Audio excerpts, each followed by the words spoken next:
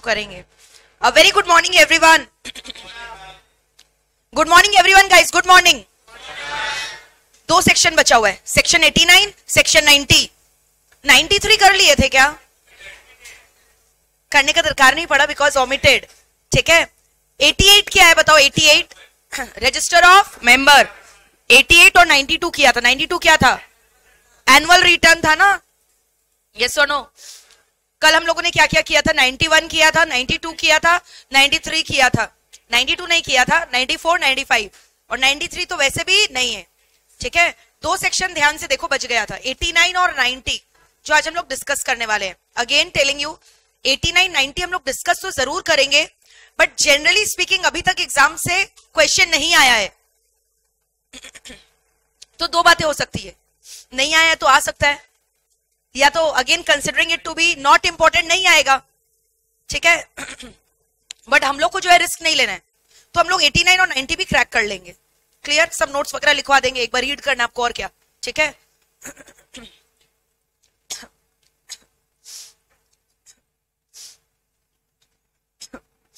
चलो होमवर्क करके आए हो?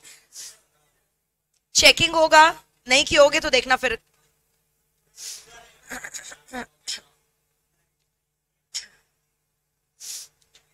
दस से 12 क्वेश्चन अगर आपने लिख लिया कॉपी में, दैट इज ओके देन।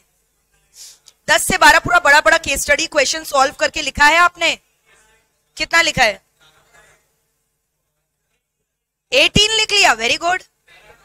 21 पूरा लिख लिया, जबरदस्त। देख रहे हो? तो तुम लोग बोल दो टाइम नहीं मिला, तो उस बच्ची को कैसे टाइम मिला? She has done all the 21 questions.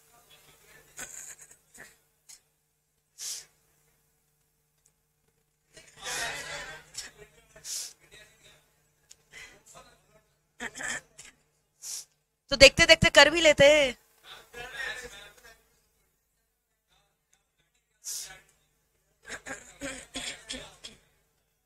जिन लोग 10 से नीचे किया आज क्लास के बाहर जाएगा।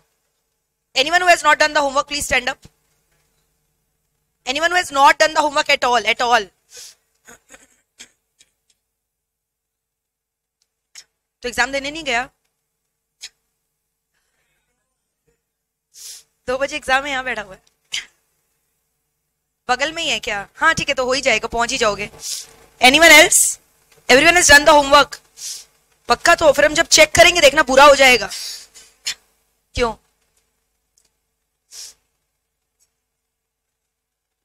Not able to attend the, उसके पहले का सारा क्लासेस किया है? ठीक है, तुमको चलो एक दिन का टाइम दे देते हैं, कल एब्सेंट थे तो कल कर लेना, कल I will check. Anyone else? अब धीरे धीरे हाथ उठ रहा है, क्यों, क्या हुआ?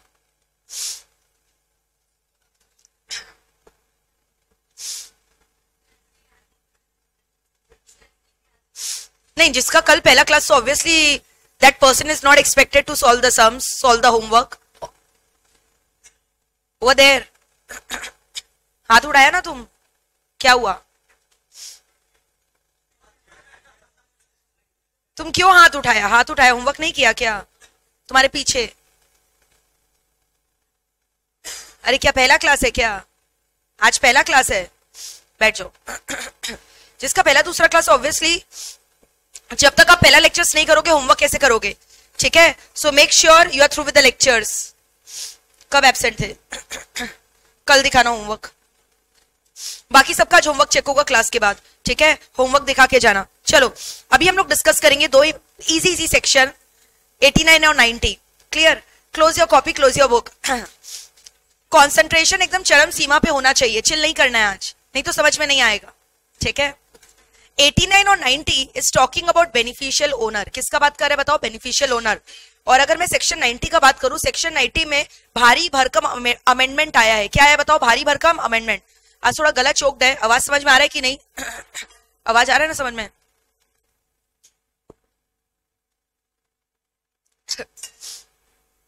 नाइन्टी में देखो पूरा अमेंडमेंट आया है, देख रहे हो? जहां जहां आपको मैट में रेड पेन दिखाई देगा, that means there is an amendment.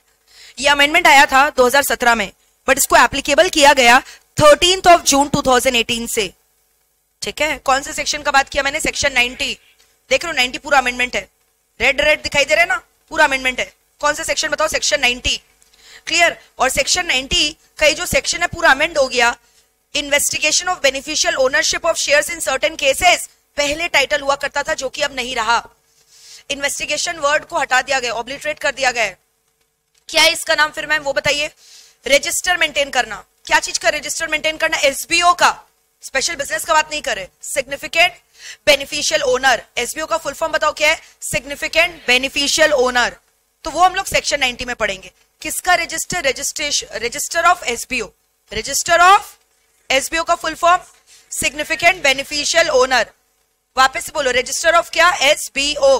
ठीक है, एसबीओ का full form significant beneficial owner. Investigation पहले हुआ करता था, अब ये हट चुका है। क्या हो गया इसका नाम बताओ? रजिस्टर। रजिस्टर क्या चीज का?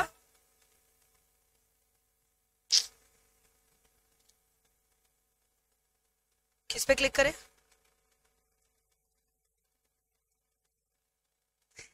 छोड़ो जाते हो।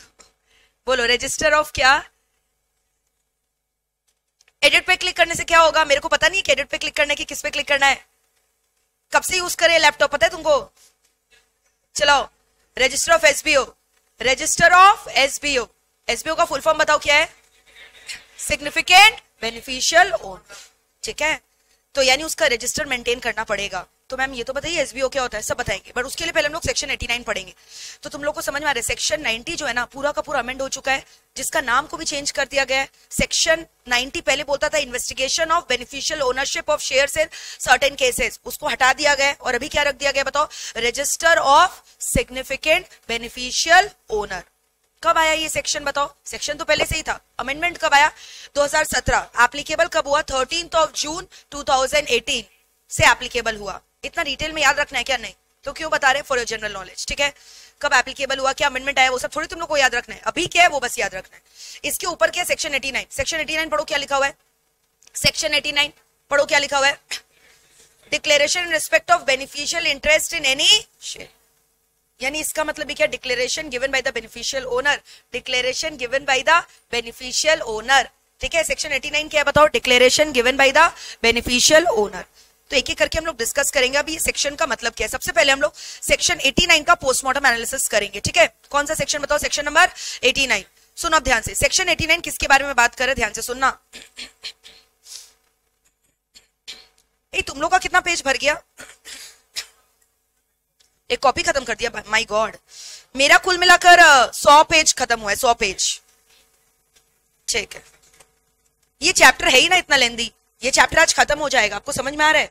सबसे लेंदीएस्ट चैप्टर था, और कल कुछ बचा कुछ क्वेश्चन आंसर डिस्कस करेंगे, जिसके बाद चैप्टर 7 पूरा खत्म।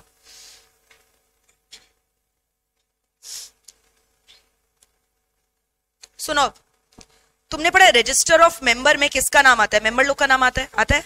मेंबर लोग कौन हो गए? जो शेयर्स खरीदे कंपनी का। जैसे मान लो रिलायंस की मैं शेयर होल्डर हूं, तो मैं कौन हो गई? रिलायंस की member. So I am the member of Reliance Industries Limited और I am a shareholder of Reliance Industries Limited। अच्छा एक बात बताओ, रिलायंस अपने ROM में रजिस्टर ऑफ मेंबर में मेरा नाम लिख रखा होगा? यस और नो? अच्छा, मेरा नाम क्यों लिख रखा है? क्योंकि डिविडेंड किसको देगा? मेरे को देगा। मेंबर कौन है उसके हिसाब से हम है। मेरे पास नोटिस आएगा क्या? मीटिंग अटेंड करने का? हाँ। मेरे पास राइट टू वोट है क्या? Right to attend the meeting है। राइट टू अपॉइंट प्रॉक्सी है क्या? सब कुछ मेरे पास राइट है। समझ में आ रहा है? Because I am the member और the share holder of Reliance industries Limited. Clear है यहाँ तक? बट कितनी बार क्या होता है ना, ऐसा भी होता है कि जो मेंबर्स लोग बड़े बड़े मेंबर्स होते हैं ना, जैसे आज मान लो अमिताभ बच्चन का बात करते हैं, ठीक है, अमिताभ बच्चन, या फिर धोनी का बात करो, सचिन तेंदुलकर का बात करो, शाहरुख खान का बात करो। समझ में आ रही है? जो बड़े बड़े खिलाड़ी है इनके पास समय नहीं है ना। अब मान लो अमिताभ बच्चन केबीसी का शूट में बिजी है, समझ में आ रहा है, या फिर कोई मूवी का शूट में बिजी है, या फिर शाहरुख खान एसआर के जवान के लिए बिजी था। समझ में आ रहा है? जवान देख लिया क्या तुमने? वो हम ही दिखाएंगे क्या? ठीक है, वेट करोगे क्या तब तक? तब तक हट ही जाएगा मूवी हॉल से। नहीं, हम मूवी तो दिखाएंगे, हम बोले थे, बट कौन सा दिखाएंगे वो नहीं पता ना अभी तक। तो सुनो ना, एसआर की जो है जवान मूवी का शूट में बिजी था, तो इसके यार कोई ना कोई पूरा through out the year busy रहता है। अक्षय कुमार ले लो, वो तो पक्का through out the year he busy रहता है, क्योंकि उसका एक साल में 3-4 मूवी आता है ना। एसआर के तो चलो 1-2 मूवी किया, लेकिन अभी हाल ही में ये भी अच्छा खासा वापस it is back into, he is back with full bang. जवान मूवी इज अ हिट। देखा क्या आपने जवान movie? Anyone has not seen? कैसा लगा मूवी? जबरदस्त। मतलब एक न्यूज देख रहे थे, उसमें उसके ऊपर दूध वगैरह चढ़ाया जा रहा था उसका पोस्टर के ऊपर। क्या वेस्टेज है पैसा का, छोड़ो। ठीक है, तो मान लो ये लोग जवान मूवी में बिजी है, अमिताभ बच्चन अपना केबीसी का शूट में बिजी है, अक्षय कुमार अपना मूवी बनाने में बिजी है, तो ये बड़े बड़े लोग हैं ना, तो इन लोग क्या बोले यार, हम लोग को भी तो शेयर वगैरह खरीदना है, लेकिन कल को जब मीटिंग वगैरह अरेंज किया जाएगा, हमारे पास इतना समय नहीं है ना, हमारे पास समय डिविडेंड वगैरह कलेक्ट करने का, तो एक काम करते हैं ना, ये जो अक्षय कुमार है, किसका नाम लिखे? SRK लिखे, अमिताभ बच्चन लिखे कि अक्षय कुमार? अक्षय कुमार लिखे। SRK की Akshay Kumar? SRK।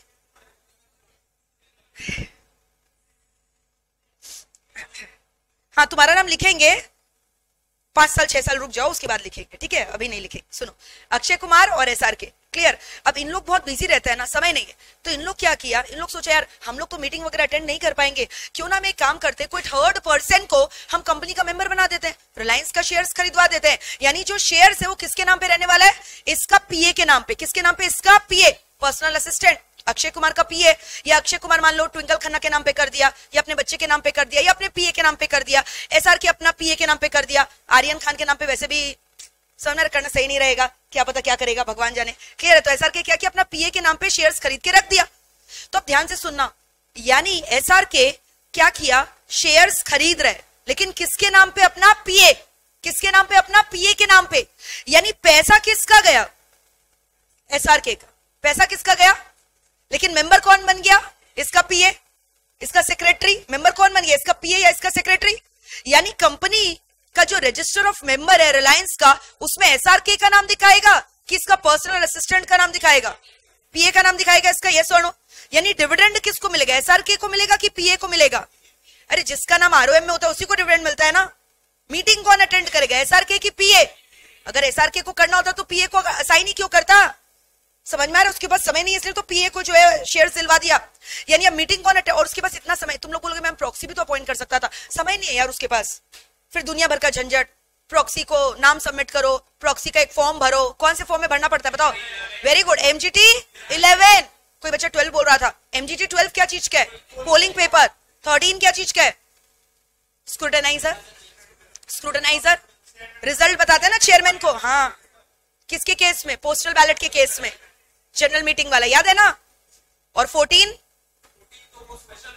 Very good, very good. Resolution requiring क्या? MGT 14, जिसको MGT 14 का दरकार है, इसमें SR वगैरह था। और MGT 15 very good, report on AGM। Report on AGM जबरदस्त। 7 और 7 है, कल भी तुम लोग को दिखाए थे। क्या था 7? Annual return. और 7 है क्या था? Average annual return, applicable for OPC and small company. ठीक है, आज एक बार लास्ट में पूरा डिस्कस कर लेंगे वापस से सारा फॉर्म। तो इतना समय नहीं है, किसके पास समय नहीं है? SRK के पास, तो इसलिए उसने अपना पर्सनल असिस्टेंट अपॉइंट कर रखा है, क्लियर। तो यानी अब ROM में किसका नाम है? पर्सनल असिस्टेंट का नाम है। डिविडेंड किसको मिलेगा? पर्सनल असिस्टेंट को मिलेगा। लेकिन शेयर में पैसा किसका लगा है? SRK का ना। तुमको क्या लगता है SRK ऐसे ही इसको दिला दिया होगा क्या? SRK ने मान लो इसको अपना ट्रस्टी बना लिया। क्या बना लिया? मान लो ट्रस्टी।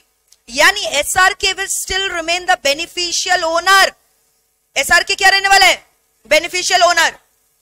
समझ में आ रहा है क्या बोल रहे हैं? पैसा ये लगा रहा है तो इसको मिलना भी तो इसी को चाहिए, तो इसको खाली क्या कर दिया? नाम का मेंबर बना दिया। अपने PA को खाली क्या बना दिया? नाम का खोखला मेंबर। तुम मेंबर हो बस नाम के, बेनिफिट किसको मिलेगा? मेरे को, SRK को। SRK कौन है? Beneficial owner. क्या SRK मेंबर है? SRK कौन है? Beneficial owner. मेंबर कौन है? Personal assistant. मेंबर कौन है? PA। ROM में नाम किसका लिखा है? PA। शेयर्स किसके नाम में हेल्ड है? PA। PA is acting as a trustee of SRK. समझ रहे? whatever benefits PA is getting will be passed on to SRK. Beneficial owner कौन है? SRK। मीटिंग होगा, नोटिस किसके पास जाएगा? PA के पास। फॉर्मेलिटी सारा कौन कंप्लाई कर रहा है? PA। लेकिन बेनिफिशियल ओनर कौन है? SRK। समझ में आ रहा है क्या बोल रहे हैं?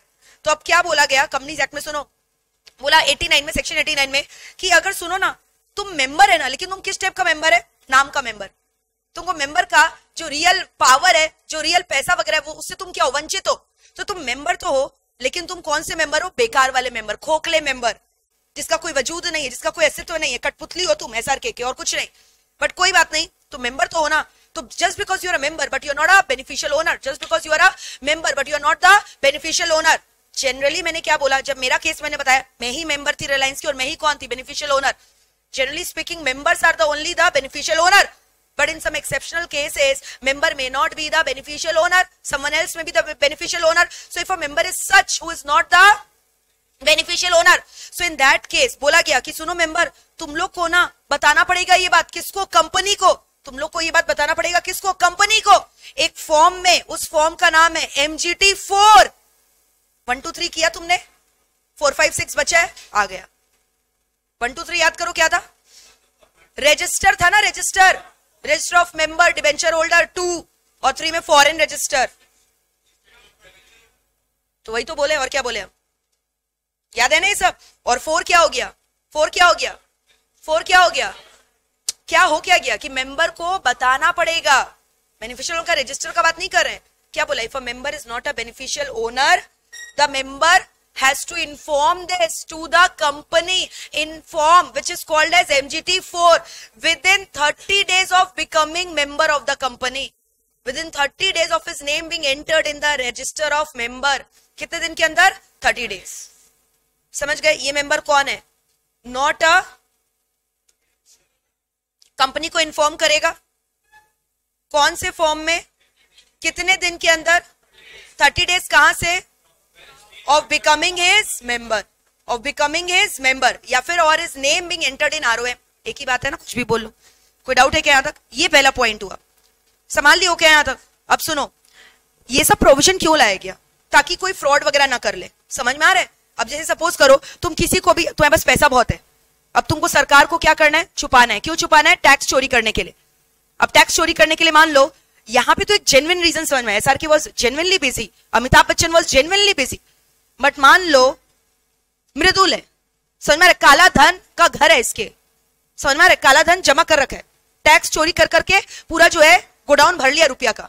अब करेगा क्या, शेयर वगैरह खरीदेगा. अब डर लग रहा है, इनकम टैक्स का फाइल में जितना टैक्स, जितना इनकम नहीं दिखा रहा है उतना का तो ये शेयर खरीद रहा है, तो इनकम आया कैसे, तो इसको डर लग रहा है. तो ये क्या किया, अपना इंडिविजुअलिटी, अपना ओनरशिप को छुपाने के लिए क्या किया, अपने घर के ड्राइवर जी को बोला कि चलो आपके नाम पे शेयर खरीद लेते हैं और हम ट्रस्टी बन जाते हैं आपके. ड्राइवर भी बोले वाह, हाँ थैंक यू बाबू, हम लोग को जो है शेयर आप खरीदवाने का मौका दे रहे हो, थैंक यू. बट ये नहीं बोला कि भाई हम तुम्हारे ट्रस्टी रहेंगे, सारा डिविडेंड वगैरह मेरे पास आने वाला है, तुम खाली मीटिंग अटेंड करने जाओगे, तुम खाली नाम के खोखले मेंबर रहने वाले हो. समझ में आ रहा है. तो इसीलिए क्या बोला कि जो मेंबर, खोखला मेंबर है, उसको तो देना ही है, प्लस कंपनी को दोनों जन से फॉर्म चाहिए. और किससे चाहिए, गेस करो, बेनिफिशियल ओनर. दोनों को सबमिट करना पड़ेगा, ताकि जब बेनिफिशियल ओनर सबमिट करे, कंपनी देख लेना यार कौन है यार ये बेनिफिशियल ओनर, देखे तो सही क्या ये वाकई में बिजी है, कि सही में जो है ये टैक्स वगैरह चोरी करने के लिए कर रहा है.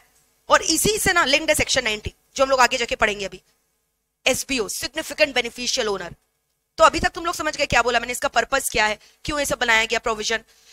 क्योंकि ऐसा हो सकता है ना, एक दो केस हो सकता है. एक तो तुम जेन्युइनली बिजी है, इसलिए तुम किसी और को क्या किया बताओ, अपना ट्रस्टी अपॉइंट किया और तुम मेंबर किसी और को बनाया. और एक हो सकता है तुम जानबूझकर किसी और को मेंबर बनाया ताकि तुम उस मेंबर की आड़ के पीछे छुपकर टैक्स चोरी कर सको, काला धन छुपा सको. तो अगर मेंबर खोखला मेंबर है तो आप भी बताओ कंपनी को, और बेनिफिशियल ओनर जो है वो भी सबमिट करो. समझ में आ रहा है, फॉर्म. इसके बाद कौन सा फॉर्म आएगा, MGT 5, तुमको भी बताना पड़ेगा. तो यानी सेकंड में क्या बोला मैंने, जो बेनिफिशियल ओनर है ना, बेनिफिशियल ओनर कौन है, SRK, और यहाँ पे मेंबर कौन था, SRK का कौन, PA, ठीक है. और अभी कौन कर रहा है, बेनिफिशियल ओनर कौन है मेरे को बताओ, SRK. SRK भी क्या करेगा, कंपनी को इन्फॉर्म करेगा. फॉर्म नंबर बताओ, MGT कितना दिन, same 30 days, 30 days of his becoming the क्या, beneficial owner, within 30 days of his becoming the क्या, बेनिफिशियल ओनर. संभाल लियो क्या, दो चीज अभी तक बताया है, MGT 4 और MGT 5. वापस से सुनो, SRK है और उसका PA है. PA कौन हो गया, मेंबर. तो मेंबर क्या करेगा, सबसे पहले मेंबर का ही काम है ना, सबसे पहले क्या करेगा, मेंबर इन्फॉर्म करेगा कंपनी को कि सुनो ना मेंबर, हम खोखले मेंबर है, हम बेनिफिशियल ओनर नहीं है. क्लियर है. कौन से फॉर्म में इन्फॉर्म करेगा, MGT 4. कितने दिन में, 30 days ऑफ बिकमिंग हिज खोखला member, 30 days of his name being entered in the register of member, 30 days of becoming his member. संभाल लियो यहाँ तक. फिर क्या बोला, खाली ये मेंबर जो कि बेनिफिशियल ओनर नहीं है, खाली उसको नहीं इन्फॉर्म करना है. बेनिफिशियल ओनर आखिर में है कौन, तुम भी तो आओ, जागो, समझ में आ रहा है. तो बेनिफिशियल ओनर सुनो, तुमको भी क्या करना पड़ेगा, MGT 5 में एक फॉर्म फाइल करना पड़ेगा कंपनी के संग. ROC मत बोल देना, मेंबर लोग क्या ROC में फाइल करेगा क्या, मेंबर किसको करता है और कंपनी किसको करता है, ROC. संभाल ले रहे हो क्या यहाँ तक. और सब में टाइम लिमिट कितना है, 30 days. यानी कि अब कौन करेगा? कंपनी। मेंबर ने कर दिया फाइलिंग, बेनिफिशियल ओनर ने कर दिया, अब कौन आएगा पिक्चर में? कंपनी। अब कंपनी किसको इन्फॉर्म करेगा इसके बारे में? आरओसी। वही 30 डेज। कहां से? 30 days from receiving MGT4 and MGT5। MGT4 जैसे मिला, अभी तक 5 नहीं मिला, इन्फॉर्म कर दो। जब 5 मिला फिर इन्फॉर्म कर दो, 2 बार इन्फॉर्म कर दो। समझ में आ रहा है? और ये इन्फॉर्म करेगा कहां पे? MGT6, 4, 5, 6। क्लियर? कंपनी इन्फॉर्म करेगा आरओसी को कौन से फॉर्म में? MGT6 within 30 days of receiving its MGT4 and MGT5 respectively। और अगर कोई चेंजेस हो रहा है, ऐसा भी तो हो सकता है बेनिफिशियल ओनर का नाम चेंज कर दिए या मेंबर कोई चेंज कर दिए, तो अगर कोई चेंजेस हो रहा है, अब मेंबर में चेंजेस हो रहा है तो वापस से फाइल करो with in 30 days of such change in MGT4। वैसे ही बेनिफिशियल ओनर में चेंज हो रहा है तो वापस से फाइल करो क्या? MGT5 with in 30 days of such change. You understanding this और नॉट? और सिमिलरली अगर कोई चेंज हुआ, कंपनी भी फिर आरओसी को इन्फॉर्म करेगा within 30 days of such change. क्या चीज? Of receiving of MGT4 and MGT5 में अगर कोई चेंजेस हुआ है तो।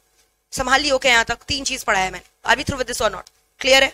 तो वापस से सुन लो, ऐसा मेंबर जो कि कंपनी का मेंबर तो है लेकिन नाम का मेंबर है, उसको कोई रियल में बेनिफिट मिल नहीं रहा because he is not the beneficiary owner. So such a member who is not the beneficial owner shall inform to the company within 30 days of becoming the member of the company by filing a form MGT4। Similarly, beneficial owner has to inform the company within 30 days of becoming his beneficial owner in form MGT5. And in return, company will inform to ROC within 30 days of receiving of MGT4 and MGT5. संभाल लियो? In MGT6 and any changes thereof. अगर कोई changes है दोबारा file करना पड़ेगा। संभाल लियो क्या यहाँ तक? So this completes our section number 89. कोई डाउट है सेक्शन 89 में? क्लियर है यहाँ तक? अब इसका पेनल्टी दिया हुआ है, कर लेंगे। लंबा चौड़ा पेनल्टी है। पेनल्टी अब तुम सोचो किसके ऊपर रहेगा? एक तो कंपनी OID तुम बोलते ही आ रहे हो, और पेनल्टी किसके ऊपर होगा? इन लोग दोनों के ऊपर। कंप्लायंस किसको करना है? मेंबर और बेनिफिशियल ओनर। मान लो मेंबर ने फॉर्म फाइल कर दिया लेकिन बेनिफिशियल ओनर नहीं किया, पेनल्टी लगेगा क्या? हाँ। किसके ऊपर? Beneficial owner. या फिर बेनिफिशियल ओनर ने MGT5 फाइल कर दिया, मेंबर ने नहीं किया, तो मेंबर के ऊपर पेनल्टी लगेगा क्या? हाँ। क्लियर है क्या यहाँ तक? तो यानी पेनल्टी किसके ऊपर लगेगा? मेंबर के ऊपर भी लगेगा, बेनिफिशियल ओनर के ऊपर भी लगेगा, कंपनी या फिर OID के ऊपर भी लगेगा। समझ में आ रहा है? और अब की बार आप देखोगे मेंबर और बेनिफिशियल ओनर के ऊपर ज्यादा पेनल्टी लगेगा एज कंपेयर टू क्या? Company and OID। यहां तक संभाल लियो क्या? कोई डाउट है? देखो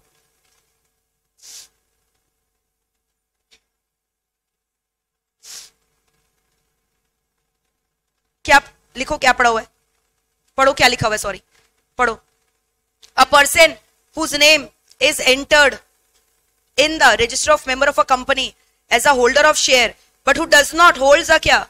beneficial interest, file with the company a declaration in form number के MGT4 in duplicate within 30 days of his name being entered where? in the register of member of such company। और अगर कोई changes हुआ है तो भी दोबारा file करना पड़ेगा क्या? 30 days of such change क्या?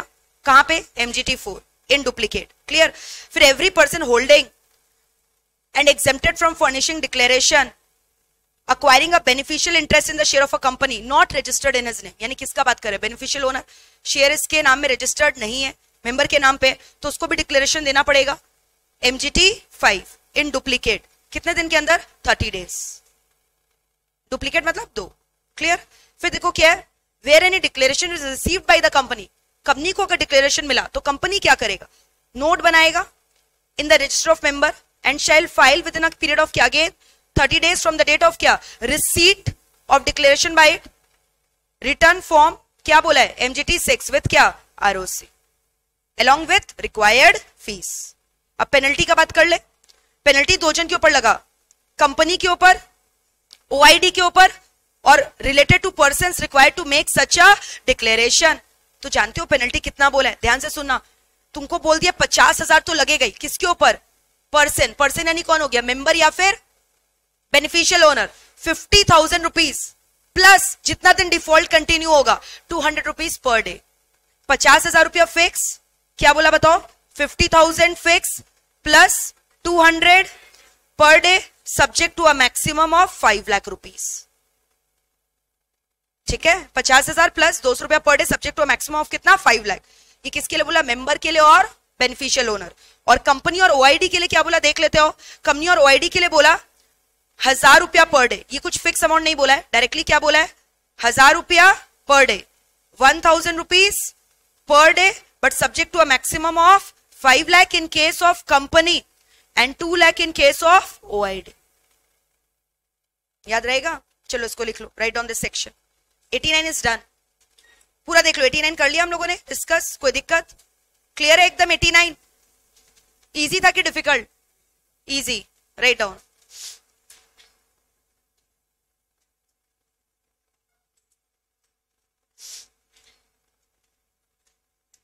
ये लान कर लो. बताओ क्या है? इन लोग के ऊपर ज्यादा बड़ा लगेगा ना. 50,000 प्लस क्या बोला? 200 रुपया पर डे, मैक्सिमम 5 लाख, और इधर 1000 रुपया पर डे, 5 लाख और 2 लाख. ठीक है.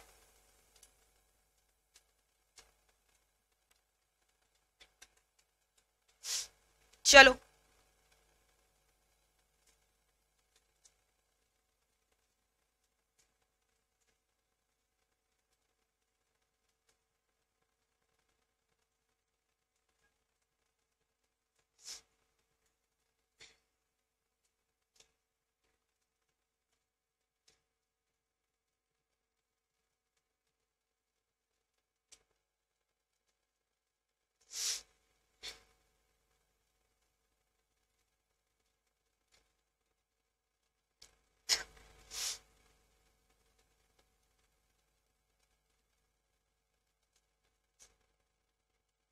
क्या हुआ? Don't talk.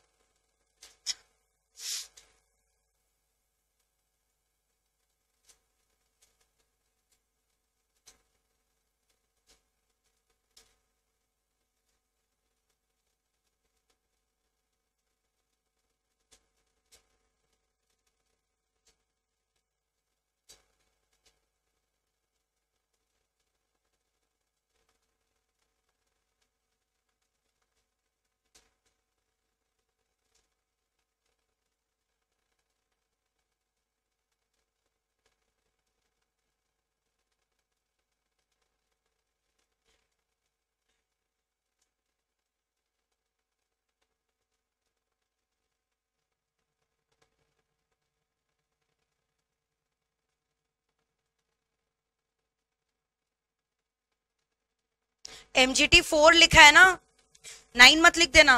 4 है वो, दिखाई दे रहा है?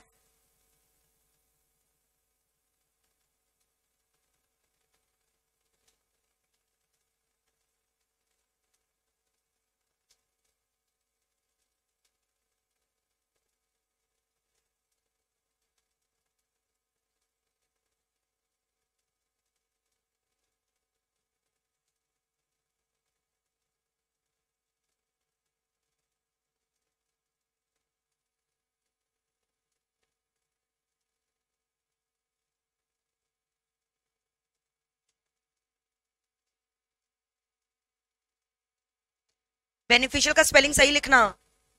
बीच में ए मिसिंग था. पेन सही से चल नहीं रहा. Beneficial owner, any member of the company who is not the beneficial owner ना shall inform to the company within कितना days? 30 days of his name being entered in the register of member by filing form number क्या? MGT 4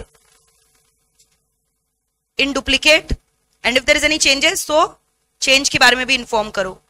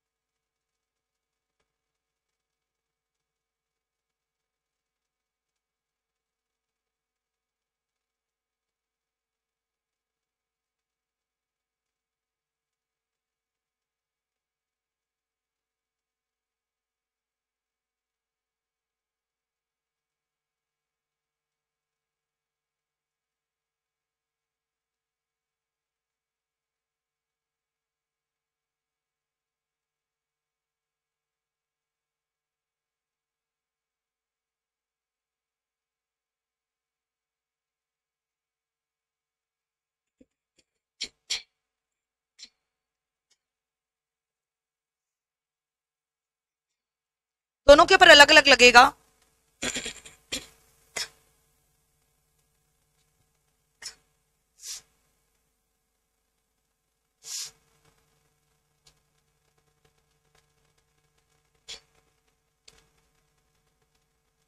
company के ऊपर नहीं लगेगा, company को जब मिला तब उसको फाइल करना है ना 6, कंपनी को मिला ही नहीं तो कैसे लगेगा।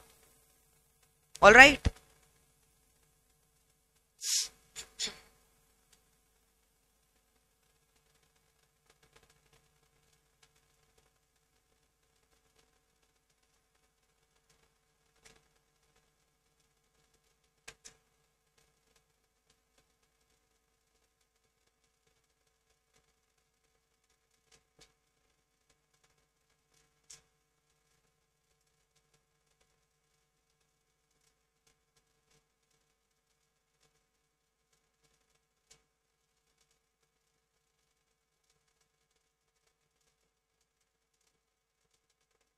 कंपनी क्या करेगा, आरओसी को इन्फॉर्म करेगा एमजीटी 6 में 30 दिन के अंदर of the receipt of MGT 4 and 5।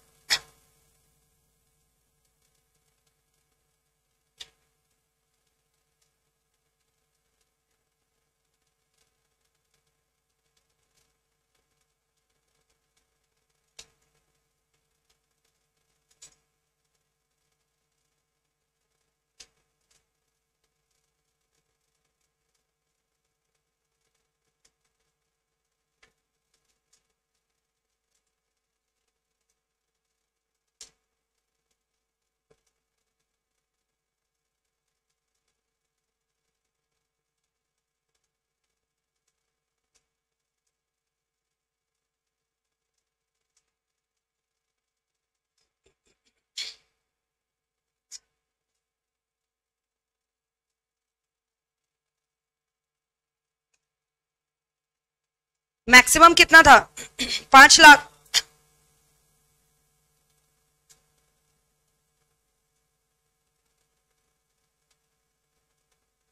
और कितना रुपया पर डे था इधर,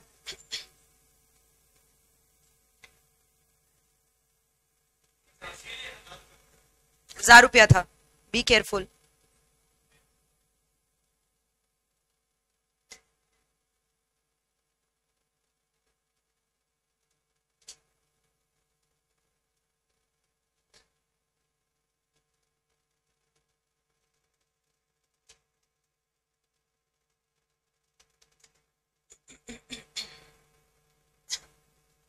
सो दिस कंप्लीट्स 89। अब हम लोग 90 डिस्कस करेंगे।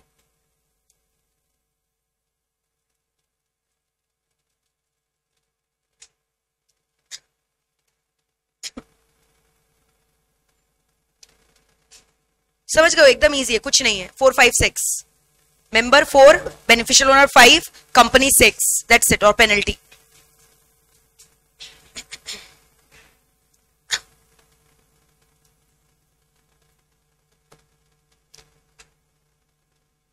हो गया क्या यहां तक? Close your copy. Once done till here, close your copy, guys. Everyone, close your copy. Section 90 will be discussing. Section 90 क्या बोल रहा है? रजिस्टर। किसका रजिस्टर? SBO। SBO मतलब significant beneficial owner. Close your copy everyone.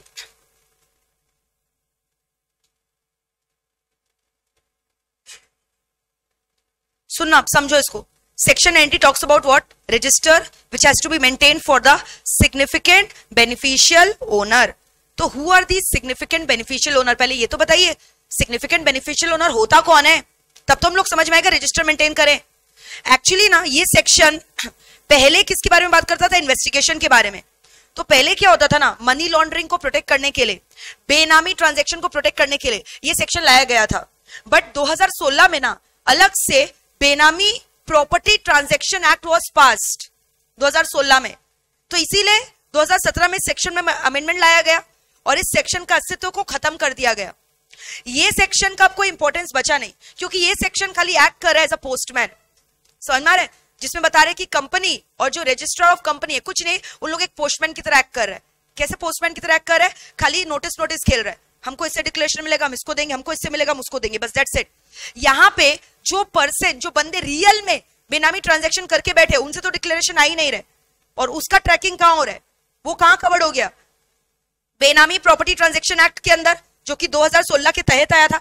इसीलिए ये section ने अपना इंपॉर्टेंस लूज कर दिया है, और इसी वजह से सेक्शन में जो कि पहले इन्वेस्टिगेशन शब्द था उसको डिलीट करके क्या ला दिया गया, रजिस्टर।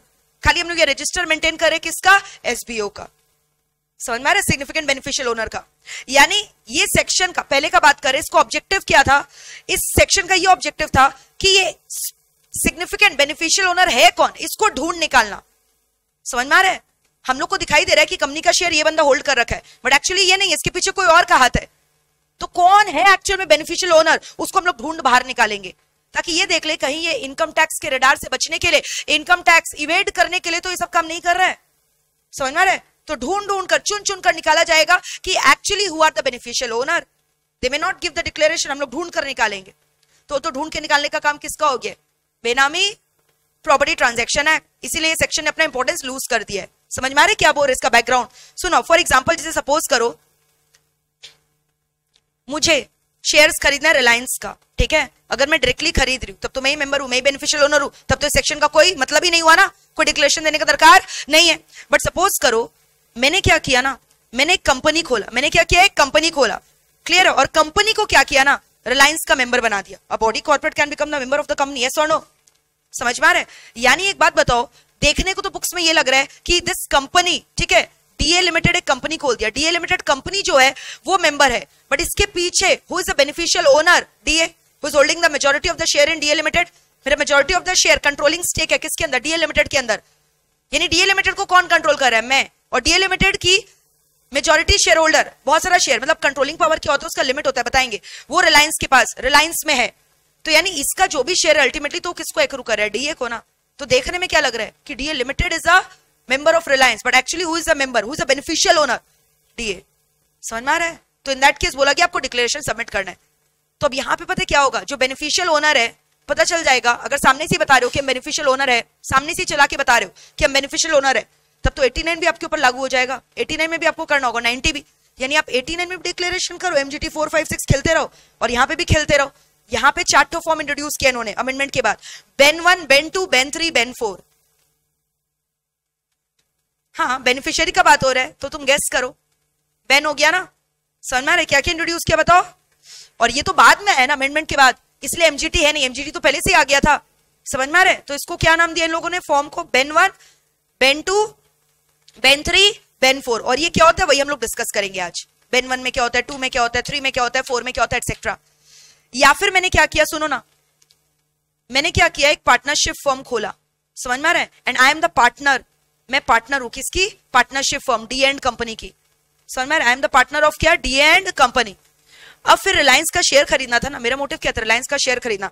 जस्ट बिकॉज मेरे को शेयर खरीदना इसलिए मैंने पार्टनरशिप फर्म खोला। अब आप जानते हो मैंने रिलायंस का शेयर होल्डर किसको बना दिया, ये पार्टनरशिप फर्म को। किसको बना दिया, पार्टनरशिप फर्म को। भले partnership firm is seen as a member of Reliance industries Limited, but इसका मेजर एक्टिव पार्टनर कौन है, डीए। तो डीए बिकम्स द क्या, बेनिफिशियल ओनर। यानी मैं सामने से नहीं बोल रही हूं मैं बेनिफिशियल ओनर हूं, बट मेरे को चुनकर निकाल लिया जाएगा कि मैं बेनिफिशियल ओनर हूं, इसको भी मान लिया जाएगा DA is the beneficial owner. Why? Because she is a active partner in the firm, and firm is having that significant control in Reliance Industries Limited. So therefore, the beneficial owner is what, DA. संभाल ले रोके यहाँ तक, 2 example दिया। इसके पहले मैंने example क्या दिया था, DA. DA is a member of a company, and that company is a member of Reliance. So although the company is a shareholder of Reliance, but reality में DA is the beneficiary. DA is the beneficial owner of Reliance shares. Yes or no? Similarly, यहाँ company की जगह मैंने क्या खोल दिया, partnership firm. संभाल लियो क्या यहाँ तक, क्लियर है, कोई डाउट है? सुनो ना, मैंने क्या किया, कंपनी खोला। अब और ज्यादा मेरे को लेयरिंग करना है, और ज्यादा मेरे को अपना ना चेहरा को छुपाना है, तो मैं एक कंपनी खोल कर क्या की पता है, ये कंपनी का ना एक सब्सिडरी कंपनी खोल दिया। कंपनी का क्या खोल दिया, सब्सिडरी। अब ये सब्सिडरी को बोला तुम रिलायंस का शेयर खरीद ले, तो भी मान लिया जाएगा D is a beneficial owner, क्योंकि देखो रिलायंस का जो शेयर होल्डिंग है वो किसके पास है, सब्सिडरी। सब्सिडरी को कंट्रोल कौन कर रहा है, ये वाला कंपनी, और ये कंपनी को कौन कंट्रोल कर रहा है, डीए। सो अल्टीमेटली रिलायंस के शेयर्स का बेनिफिशियरी ओनर कौन है, डीए। संभाल ले रहे हो क्या बोल रहे हैं, are we through with this, clear है? तो तुम कितना भी लेयर कर लो, लेयर के अंदर ढूंढ कर तुमको निकाल लिया जाएगा कि तुम बेनिफिशियल ओनर हो, क्लियर? फॉर एग्जांपल और एक केस सुनो, मेरे को क्या करना है, अल्टीमेटली रिलायंस का शेयर खरीदना है, लेकिन डायरेक्टली नहीं, indirectly I want to become the beneficial owner. And ऐसा बेनिफिशियल ओनर की सामने दिखाई नहीं दे तो भी दिखाई दे देगा। सुनना ध्यान से, सपोज करो मैंने क्या किया, एक कंपनी खोला, मैंने क्या किया है, कंपनी खोला, ठीक है। कंपनी ने क्या किया, एक होली ओन सब्सिडरी खोला. Holi own subsidiary understand, 100% share holding किसके पास है, इस कंपनी के पास है. क्लियर. अब सुनना क्या किया, एक और पार्टनरशिप फर्म भी खोल लिया. और एक क्या खोला, पार्टनरशिप फर्म. और होली ओन सब्सिडरी को ना इसका पार्टनर बना दिया. होली ओन सब्सिडरी क्या, पार्टनरशिप फर्म का पार्टनर. और कौन है मैम, और कोई को भी रख लिया एज अ पार्टनर. अरे 2 जन तो चाहिए ना पार्टनरशिप फर्म खोलने के लिए. तो एक होली ओन सब्सिडरी पार्टनर रख दिया और मान लो तुम लोग दोनों को ले लिया. तो अल्टीमेटली पार्टनर इसमें कौन है, होली ओन सब्सिडरी तो है ही ना. और फिर क्या किया, ये जो पार्टनरशिप फर्म खोला ना, इससे रिलायंस का शेयर्स को परचेज करवा दिया. तो in that case also DA will be regarded as a क्या, बेनिफिशियल ओनर. समझ रहे हो कितना लेयर हो गया. फिर भी ढूंढ निकालेगा क्या हो रहा है. देखो ध्यान से, रिलायंस का शेयर किसके पास है अभी, पार्टनरशिप फर्म. पार्टनरशिप फर्म का पार्टनर कौन है, Holi own subsidiary. Holi own subsidiary का कंट्रोलिंग स्टेक किसके पास है, कंपनी. और कंपनी कौन खोला है, डीए. नहीं समझे, फिर से समझाएं. ये वाला पिक्चर समझ गए. ऊपर में जो 3 एग्जांपल दिया, तीनों को कंबाइन कर दिया. तीनों को कंबाइन कर दिया. पहले में बोला डीए, कंपनी, कंपनी रिलायंस. दोस्तों एक ही लेयर है, दिखाई दे रहा है यार. कंपनी को हटाओ, कंपनी का मुक्ता खोलो, दिखाई देगा डीए खड़ी है, तो she is a beneficial owner. फिर क्या बोला, डीए ने पार्टनरशिप फर्म खोला, पार्टनरशिप फर्म मेंबर बन गया. ठीक है यार. तो पार्टनरशिप फर्म की जो मेजर पार्टनर है वो कौन है, DA. So DA becomes a beneficial owner. फिर क्या बोला, डीए ने कंपनी खोला और अब की बार कंपनी ने क्या किया, एक सब्सिडरी खोला. सब्सिडरी ने क्या किया, रिलायंस का शेयर खरीदा. तो भी DA is a beneficial owner. फिर क्या बोला, डीए ने कंपनी खोला, कंपनी ने होली ऑन सब्सिडरी खोला, होली ऑन सब्सिडरी ने एक पार्टनर क्या किया, wholly owned subsidiary partnership firm नहीं खोला, मैंने ही खोला, उसे पार्टनर किसको बना दिया, होली ऑन सब्सिडरी को. और वो पार्टनरशिप फर्म को बोला तुम रिलायंस का शेयर खरीद ले. तो भी मान लिया जाएगा DA is a beneficial owner. भारी हो गया कि इजी है, संभाल लियो क्या, यहां तक कोई डाउट है, क्लियर है, चारों चीज क्लियर है, चारों एग्जांपल. तो अब करना क्या है वो तो बोलिए. बेनिफिशियल ओनर का मतलब समझ गए हम लोग. आप ये बोलना चाह रहे कि जो भी बेनिफिशियल ओनर उनको डिक्लेरेशन देना पड़ेगा, यस और नो. हाँ, उनको डिक्लेरेशन देना पड़ेगा बेन 1 में. फॉर्म का नाम बताओ क्या है, बेन 1. तो कैसे डिक्लेरेशन देना है वो तो बताइए. सुनो आप ध्यान से, ये तो मैंने तुमको एज एन एग्जांपल बता दिया, लेकिन कितना % शेयर होल्डिंग होगा तब तुम जाकर बेनिफिशियल ओनर कहलाओगे. बस मैंने तो बता दिया ना कि जो डीए है वो रिलायंस का शेयर का बेनिफिशियल ओनर है, लेकिन कितना शेयर होना चाहिए आपके पास तब तो बता पाएंगे ना. तो अगर आप एक्ट खोलकर देखोगे ना, बेयर एक्ट में लिखा है 25% और एज में B prescribed, 25% of the shares और एज में बी प्रेस्क्राइब्ड. 4 चीज बोला है, सुनो ध्यान से सुनना. A person is regarded as a beneficial owner if he satisfies any of the following 4 condition. A person is regarded as a beneficial owner. जो सुनेगा नहीं ना, थोड़ा सा ये सेक्शन कॉम्प्लिकेटेड है, तो प्लीज एकदम फुल कॉन्सेंट्रेशन के संग सुनना, ठीक है. मैंने बोला person is regarded as a significant, a person is regarded as a significant beneficial owner if he satisfies any one of the following 4 condition. Any one of the following 4 condition. 4 condition में आप कोई भी satisfy करते हो ना, एक भी, तो आपको क्या मान लिया जाएगा, आप कौन हो, एसबीओ. आप कौन हो, एसबीओ. चालू मत हो जाना, स्पेशल बिजनेस मैम. अरे नहीं, एसबीओ का मतलब क्या है, significant beneficial owner. You are an SBO. क्या है बताइए ना मैम, जल्दी से सुनना. When a person directly or directly and indirectly is holding at least 10% of the shares of the company, या फिर directly plus indirectly holding at least मतलब मिनिमम बोल लें, not less than बोल लें, तीनों का मतलब एक ही है, 10% of the total voting power, voting rights, या फिर directly and indirectly participates in at least 10% of the dividend of the company, या फिर has significant influence or control by any ways other than direct holding alone. Oh my God, क्या बोल दिए, फिर से समझाइए. अभी समझाए कहाँ हैं, अभी तो खाली लिखे हैं, हम लोग को दिखाई नहीं दे रहा क्या लिखे हैं. मत देखो, खाली समझो, सुनो ध्यान से क्या डिस्कस कर रहे हैं हम लोग. इतना तो समझ में आ रहे हैं, एसबीओ का बात हो रहा है. उसको डिक्लेरेशन वगैरह देना है बेन 1 वगैरह में, किस में देना है वो बाद में बता देंगे। बट ये तो बताइए एसबीओ होता कौन है, ये तो हम लोग समझ लिए ऊपर ऊपर से एग्जांपल कि हम लोग को बेनिफिशियल ओनर को ढूंढ के निकालना है। तो सिग्निफिकेंट बेनिफिशियल ओनर कब बोलेंगे, कब, सुनना ध्यान से क्या बोला, या तो मैं अकेली या फिर साथ में किसी के मिलकर, किसके मिलके मैम, किसके मिलके, अरे रिमेंबर, मैं अकेली या फिर किसके संग मिलकर, अरे घर के मेरे, समझ में आ रहा है, ड्राइवर, पीए, सेक्रेटरी, सबके संग मिलकर, तो इनडायरेक्टली मैं ही तो होंगी ना बेनिफिशियल ओनर। मैंने शेयर्स ले लिया अपने पीए के नाम पे, सेक्रेटरी के नाम पे और खुद के थोड़ा सा नाम पे, सब मिला जुला कर कम से कम कितना ले लिया, 10% ऑफ द शेयर।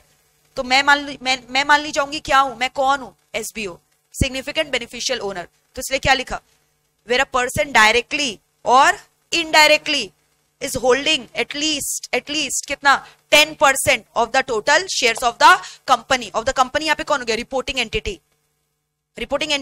आप देखोगे एक्ट में वर्ड लिखा है रिपोर्टिंग एंटिटी क्यों लिखा है, क्योंकि उन लोग को तो डिक्लेरेशन वगैरह देना है, उन लोग को भी रिपोर्ट करना होगा आरओसी को कि उनके कंपनी में कौन है बेनिफिशियल ओनर वगैरह है, उनको भी रजिस्टर मेंटेन करना है। अल्टीमेटली उन्हीं को तो रजिस्टर मेंटेन करना है, रजिस्टर तुम मेंटेन करेगा क्या, बेनिफिशियल ओनर कंपनी मेंटेन करेगा ना, तो उनको क्या बोला गया, reporting entity. They have used the word what, reporting entity for the company in which you are having that shareholding. So where a person directly or indirectly is having at least 10% of the total shares in the reporting entity, तब क्या मान लिया जाएगा मेरे को, I am a SBO, who is an SBO significant beneficial owner।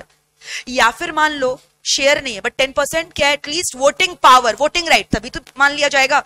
या तो total number of share है उसका 10% मिनिमम, या फिर मिनिमम क्या है मेरे पास 10% वोटिंग राइट्स, डायरेक्टली या फिर इनडायरेक्टली, संभाल ले रहे हो क्या। अच्छा ऊपर में जब तुमको ये बात बोला ना, directly indirectly at least 10% of the shares of the company होना चाहिए, तो इनडायरेक्टली मान लो मेरे पास कुछ और मैंने ना एनआरआई को भी इसमें इंक्लूड कर लिया, तो क्या वो भी काउंट हो जाएगा क्या इसमें, हाँ कोई को भी तुम काउंट करो, सब कुछ इसमें आ जाएगा, इनडायरेक्टली में कोई भी आ जाएगा, बाहर का आदमी फिरंगी को भी ला सकते हो सकता है ना, हम छुपाने के लिए जानबूझ के जो है शेयर्स वगैरह किसके नाम पे ले लिए, फिरंगी के नाम पे, कमीशन दे देंगे उसको 2%, तो सब कुछ आएगा उसके अंदर, तो भी मान लिया जाएगा मैं कौन हूं, एसबीओ, सिग्निफिकेंट बेनिफिशियल ओनर। संभाल लियो यहां तक। तीसरा क्या बोला, या तो डिविडेंड मेरे को मिल रहा है कंपनी में, मेरा पार्टिसिपेशन राइट है, कितना का, at least 10% of the dividend of the company जितना बार भी डिविडेंड डिक्लेयर करेगा ना 10% कम से कम किसका हक है उसमें, मेरा, डायरेक्टली या फिर इनडायरेक्टली, तभी भी मान लिया जाएगा हम कौन है, एसबीओ, हम कौन है, एसबीओ। या फिर व्हाट अ ब्यूटीफुल लाइन, पढ़ो क्या लिखा है, I am having significant influence और control by any ways other than direct holding alone. मेरा खुद का ही अगर डायरेक्ट होल्डिंग है तो दिखाई ही दे रहा है, अगर मेरा ही डायरेक्ट होल्डिंग हो तो दिख ही रहा है, तब हम एसबीओ किस बात के हुए, हम तो बोल ही रहे हैं, तब क्या हम बेन 1 वगैरह जाके सबमिट करेंगे क्या, नहीं। अब जैसे मुकेश अंबानी, रिलायंस का more than 50% of the share holding किसके पास है, रिलायंस ग्रुप के पास है ना, तो क्या वो एसबीओ हो गया क्या, वो तो दिख ही रहे हैं, वो तो बोल ही रहे चिल्ला चिल्ला के। तो डायरेक्टली आप होल्ड कर रहे हो तब दरकार नहीं है, ये तो किसके लिए बनाया गया प्रोविजन, चुपके से आप कर रहे हो तो आपको हाथ पकड़ के खींच के बाहर सामने लेकर आएंगे, चुपके से करने नहीं देंगे। अगर डायरेक्टली कर रहे हो तब तो आपके ऊपर ये सेक्शन एप्लीकेबल ही नहीं है ना, you are not an SBO, you are directly a member. तो तभी क्या बोला, हैज सिग्निफिकेंट इन्फ्लुएंस और control by any way other than direct holding alone. Direct holding alone का मतलब क्या, डायरेक्ट प्लस इनडायरेक्ट, तब you are an SBO, yes. नहीं समझ रहे बच्चे, जैसे रिलायंस में मान लो मेरा अकेले का डायरेक्ट क्या है बताओ, सिग्निफिकेंट कंट्रोल है, तब इसमें ये प्रोविजन अट्रैक्ट होगा क्या, नहीं हो। या फिर मान लो मैंने अपने सेक्रेटरी के संग रिलायंस में सिग्निफिकेंट कंट्रोल एक्सरसाइज किया, होगा क्या, हाँ अकेले तो नहीं किया ना, यहां वर्ड क्या देखो, डायरेक्ट होल्डिंग अलोन, या डायरेक्ट प्लस क्या हो गया, इनडायरेक्ट। या फिर सिर्फ मैंने क्या किया, अपने सेक्रेटरी के साथ मैंने, मेरे को हटा दो, खाली सेक्रेटरी का सिग्निफिकेंट इन्फ्लुएंस है, होगा क्या, हाँ ये तो इनडायरेक्ट हो गया पूरा, तो पूरा इनडायरेक्ट कंट्रोल या direct plus indirect control, but no direct control alone allowed. Direct control alone ही है तब तो फिर तो वही हो गया ना, मेरे को तो सबको पता ही है वो बात, तो हम बेनिफिशियल ओनर किस बात के हुए, उसके लिए बेन 1 का दरकार क्या है, वो तो डायरेक्टली एविडेंट है। यहाँ पे तो हम लोग को करना क्या है, हम लोग को ढूंढ निकालना है कि मेंबर के पीछे चेहरा किसका है, तो यहाँ तो चेहरा भी मेरा है, मेंबर भी हम है, तो क्या दरकार है, अगर डायरेक्ट होल्डिंग है मेरा तो। नहीं समझ रहे हो क्या, मुकेश अंबानी क्या बेन 1 भरेगा क्या, वो तो पता ही है कि उसके पास है, डायरेक्ट होल्डिंग है उसका। संभाल लियो क्या, यहां तक क्लियर है। तो एसबीओ कौन होता है ये तो अभी समझ में आया। अब हम लोग पूरा प्रोसेस डिस्कस करेंगे। चलो ढूंढ निकाला कि तुम एसबीओ, अब करना क्या तुमको वो बताओ। ढूंढ निकाला तुम एसबीओ, समझ में आ रहा है। तो ये जो बंदा SBO, any person whose a significant beneficial owner, उसको डिक्लेयर करना पड़ेगा ये बात कंपनी को by filing a form which is called as BEN 1। किसको बताना पड़ेगा? कंपनी को। कौन से फॉर्म में? बेन 1 में। कितने दिन के अंदर? 90 days from the commencement of this section. ये सेक्शन 2018 में एप्लीकेबल हुआ। हो सकता है बहुत सारे एग्जिस्टिंग एसबीओ घूम रहे थे ऐसे ही खुल्लम खुल्ला, तो अचानक से आ गया। तो जब ये आया ना, उसके 90 दिन के अंदर तुम सबमिट करना चालू करो। या फिर अगर कोई नया एसबीओ बना है ये सेक्शन आने के बाद, तब उसके लिए टाइम लिमिट कितना दिया गया है? 30 days. 30 days of from what? Acquiring their significant beneficial ownership in a company. बाप रे क्या हो रहा है, सब ऊपर से जा रहा है। नहीं, tangent to the head, tangent to the head. समझ में आ रहा है? तुम्हारा माथा ठंडा रखना जरूरी है ना, नहीं तो समझोगे कैसे?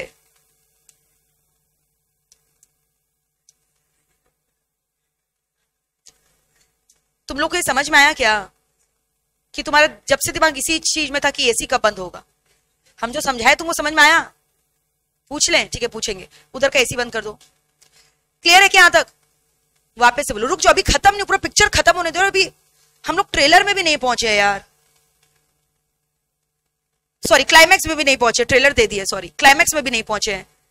ठीक है, तुम लोग का बीच में चालू हो जाता है, एसी बंद करिए, वो हाथ उठा रहा है। अरे चिल चिल, बॉडी को एब्सॉर्ब करने दो, समय लगता है ना।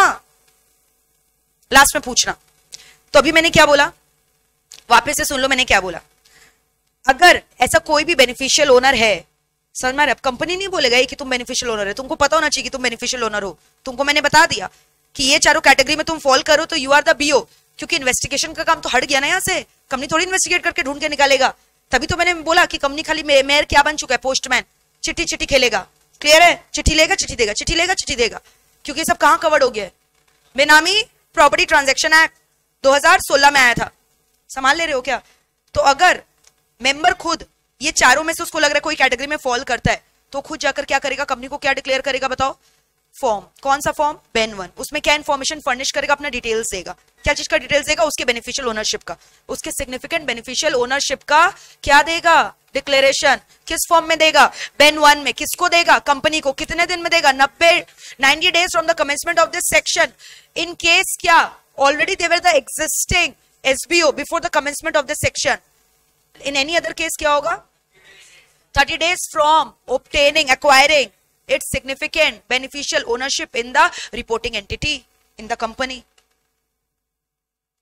क्या अच्छा लग रहा है? मजा आ रहा है? सुनो अब, कोई डाउट है क्या यहां तक? ये तो हो गया किसका? एसबीओ। बेन 1 में किसको देगा? कंपनी को। 30 days पकड़ ले रहे हैं यहां पे। अब कंपनी क्या करेगा? वही आरओसी को बताएगा। कंपनी क्या करेगा? बेन 2 में बता देना। कंपनी क्या करेगा? आरओसी को बताएगा। किसमें? समझ में आ रहा है? मेन सेक्शन का हेडिंग क्या था? रजिस्टर। कंपनी अब क्या करेगा? बेन 3 में क्या मेंटेन करेगा? गेस करो। रजिस्टर क्या चीज का? Very good, register of SBO. SBO का full form significant beneficial owner. उनका सब डिटेल वगैरह लिखेगा, किसका क्या शेयर होल्डिंग है, कौन सिग्निफिकेंट बेनिफिशियल ओनर है, उसका नाम, एड्रेस, पता, ईमेल आईडी सब कुछ लिखेगा। संभाल लियो क्या यहां तक? 3 बेन हो गया, 4 बेन है। अरे वो बेन नहीं, समझ में आ रहा है? अब किसका बात कर रहे हैं? बेन 4। कंपनी पता है क्या करेगा? मृदुल नोटिस तुमको हम दे रहे हैं, हम कंपनी है। I am giving you a notice in BEN number 4 because I suspect you are the beneficial owner of the company and you haven't declared it. समझ में आ रहा है? सो प्लीज सबमिट, इन्फॉर्म करो मेरे को you are the beneficial owner और not. या फिर सुनो मृदुल, सुनना ध्यान से पूरा कहानी। कंपनी को जब ऐसा लग रहा है कि कोई भी पर्सन कंपनी का क्या है, वो मेंबर नहीं है, मेंबर नहीं है, तभी तो बेनिफिशियल ओनर का बात हो रहा है। Mridul is not the member of the company. Yeah, maybe he is a member of the company. He is not the member of the company. He may be the member of the company. यानी any person concerned. If a company is thinking any person, ठीक है, company को लग रहा है, शक है कि ये बंदा क्या है? बेनिफिशियल ओनर, लेकिन डिस्क्लोज नहीं किया है बेन 1 में, तो हम तुमको नोटिस दिए मृदुल। किसके अंदर? बेन 4 में।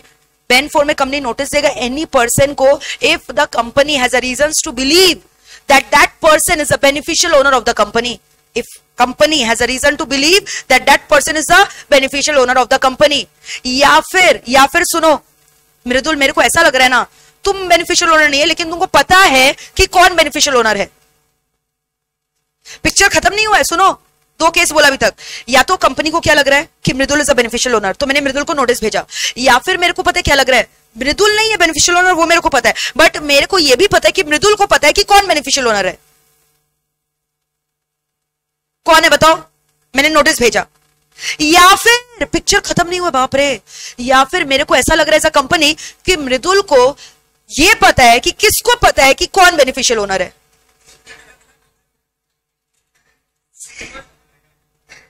अरे 3 केस बोला मैंने, सुनो। 3 केस। एक काम करो, तुम लोग 3 जन हो तो और क्लियर हो जाएगा। 3 जन हो, मृदुल आओ, एक ठो साहिल आओ, तुम भी आ जाओ, देव ज्योति आओ। सुनो, तीनों जन तुम लोग इधर आओ। हाँ सुनो, हम कंपनी है, मेरे को पता है ना कि मृदुल बेनिफिशियल ओनर है, तो हम मृदुल को क्या भेजे? बेन 4। हाथ उठाओ मृदुल, इसको हम नोटिस भेजे। समझ में आ रहा है क्या चीज का? बेन 4 का, जिसमें हम क्या बोल रहे, तुम डिक्लेयर करो तुम बेनिफिशियल ओनर है, तो इसको फिर क्या फाइल करना पड़ेगा? बेन 1 वगैरह देना पड़ेगा ना। क्लियर है? चुपचाप बैठा हुआ था, बट मेरे को ऐसा लग रहा है I have a reason to believe that Mridul is a beneficial owner of the company. यहां तक कोई डाउट है? क्लियर है? नंबर 2 सुनना, दूसरा केस। I have a reason to believe that Mridul is not the beneficial owner, but Mridul knows who is the beneficial owner. Tell me Mridul, who is the beneficial owner? Sahil. Mridul बोल रहा है उसको पता है कि साहिल है। दूसरा case समझ गए? मृदुल बेनिफिशियल ओनर नहीं है, मृदुल को पता है कौन बेनिफिशियल ओनर। साहिल हाथ उठाओ, ठीक है? तुम्हारे को हम नहीं भेज रहे, लेकिन am I sending the notice to Sahil? No, I am sending the notice to Mridul, who knows who is the beneficial owner. Second case done, ठीक है? Third case सुनना क्या है? Mridul is not the beneficial owner. Mridul even does not knows that Sahil is a beneficial owner. But Mridul knows that Sahil knows who is the beneficial owner. अब की बार beneficial owner कौन है मृदुल को पता है क्या? लेकिन मृदुल किसको जानता है? और क्या साहिल जानता है कौन है बेनिफिशियल ओनर? हाँ, साहिल कौन है बेनिफिशियल ओनर? हाथ खड़ा करो, साहिल बताओ कौन है बेनिफिशियल ओनर? देव ज्योति। तो सुनो, अब की बार मृदुल जो है, क्या उसको पता है देव ज्योति बेनिफिशियल ओनर है? समझ गए क्या बोला? क्लियर है यहां तक? चलो 3 केस बोल रहे, तुम लोग तीनों अपने आप आ जाना, जिसको जो पता रहेगा, ठीक है? सबसे पहले मैं एज अ कंपनी मैंने क्या किया? बेन 4 भेजा, नोटिस भेजा कि तुम बताओ मेरे को आकर कि तुम बेनिफिशियल ओनर हो, ठीक है? तो मैंने मृदुल को क्या किया? नोटिस भेजा। Why? Because Mridul was a beneficial owner. Yes और no? Mridul is a beneficial owner, ठीक है? Yes ma'am. नेक्स्ट केस सुनना। नेक्स्ट केस में मैंने क्या बोला? मैंने अगेन मृदुल को नोटिस भेजा, क्योंकि मृदुल को पता है who is the beneficial owner. Sahil है। समझ गए? तीसरा केस, मैंने नोटिस भेजा, मृदुल को नहीं पता बेनिफिशियल ओनर कौन है, बट मृदुल को यह पता है कि किस व्यक्ति को पता है who is the beneficial owner. हाँ, तुमको तो हमको नहीं पता कौन है, साहिल। हाँ, समझ गए? और साहिल कौन है बताओ? देव ज्योति। तो अब नोटिस हम किसको दिए? साहिल को नहीं दिए, हम हर बार किसको दे रहे हैं? मृदुल को। संभाल लियो क्या तक? जाओ, खत्म नहीं हुआ अभी।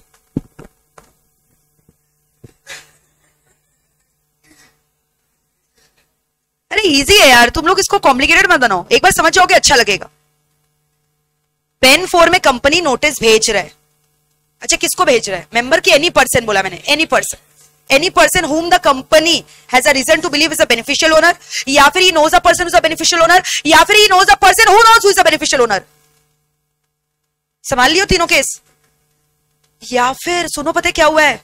मृदुल जो है ना, हम जिस दिन उसको नोटिस भेजे उसके 3 साल पहले तक तो बेनिफिशियल ओनर दिखा रहा था, अचानक से ये बेनिफिशियल ओनरशिप छोड़ दिया है। He is no longer the beneficial owner, but he has been the beneficial owner in the 3 years preceding the date on which the notice was sent to him.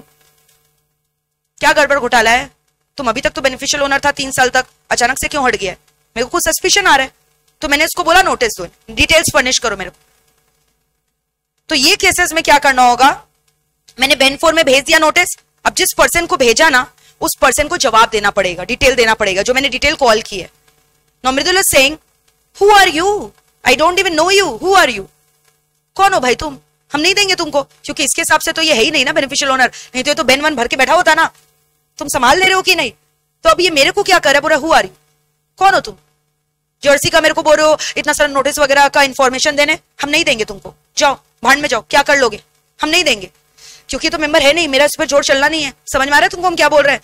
अब हम इसको बोले सब देने, ये चारों में से एक कैटेगरी में फॉल कर रहा था, ये बोल रहा हम नहीं देंगे, जाओ जो करना कर लो, just shut up and go and mind your own business. I'm not going to give you any information that you have seeked for. मेरे को ऐसा बोला, तुम समझ लो, मेरे को ऐसा बोला। क्या किया हम जानते हो?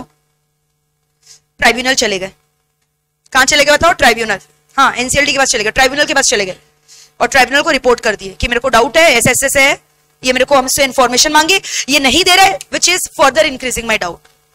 तो आप कुछ ऐसा ऑर्डर पास करिए कि ये जो शेयर है ना, जिसके रिस्पेक्ट में मैंने डिटेल मांगा, ये शेयर का सारा राइट्स को ना बैन कर दीजिए, खत्म कर दीजिए, रेस्ट्रिक्शन इंपोज कर दीजिए कि जो भी मेंबर इस शेयर को होल्ड कर रहे हैं ना, इनका वोटिंग राइट वगैरह आप सब रेस्ट्रिक्ट कर दीजिए, इनको मीटिंग में भी नहीं बुलाएंगे, इनको नोटिस भी नहीं देंगे, इनको कोई वोटिंग पावर भी नहीं रहेगा, पूरा रेस्ट्रिक्ट कर दीजिए, डिविडेंड वगैरह भी इनको नहीं जाएगा।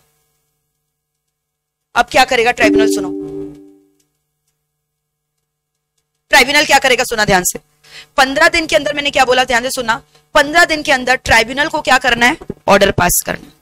अब 15 दिन के अंदर ट्राइब्यूनल क्या करेगा? ऑर्डर, सॉरी 15 दिन के अंदर मैं क्या करूंगी? ट्राइब्यूनल को इन्फॉर्म करूंगी।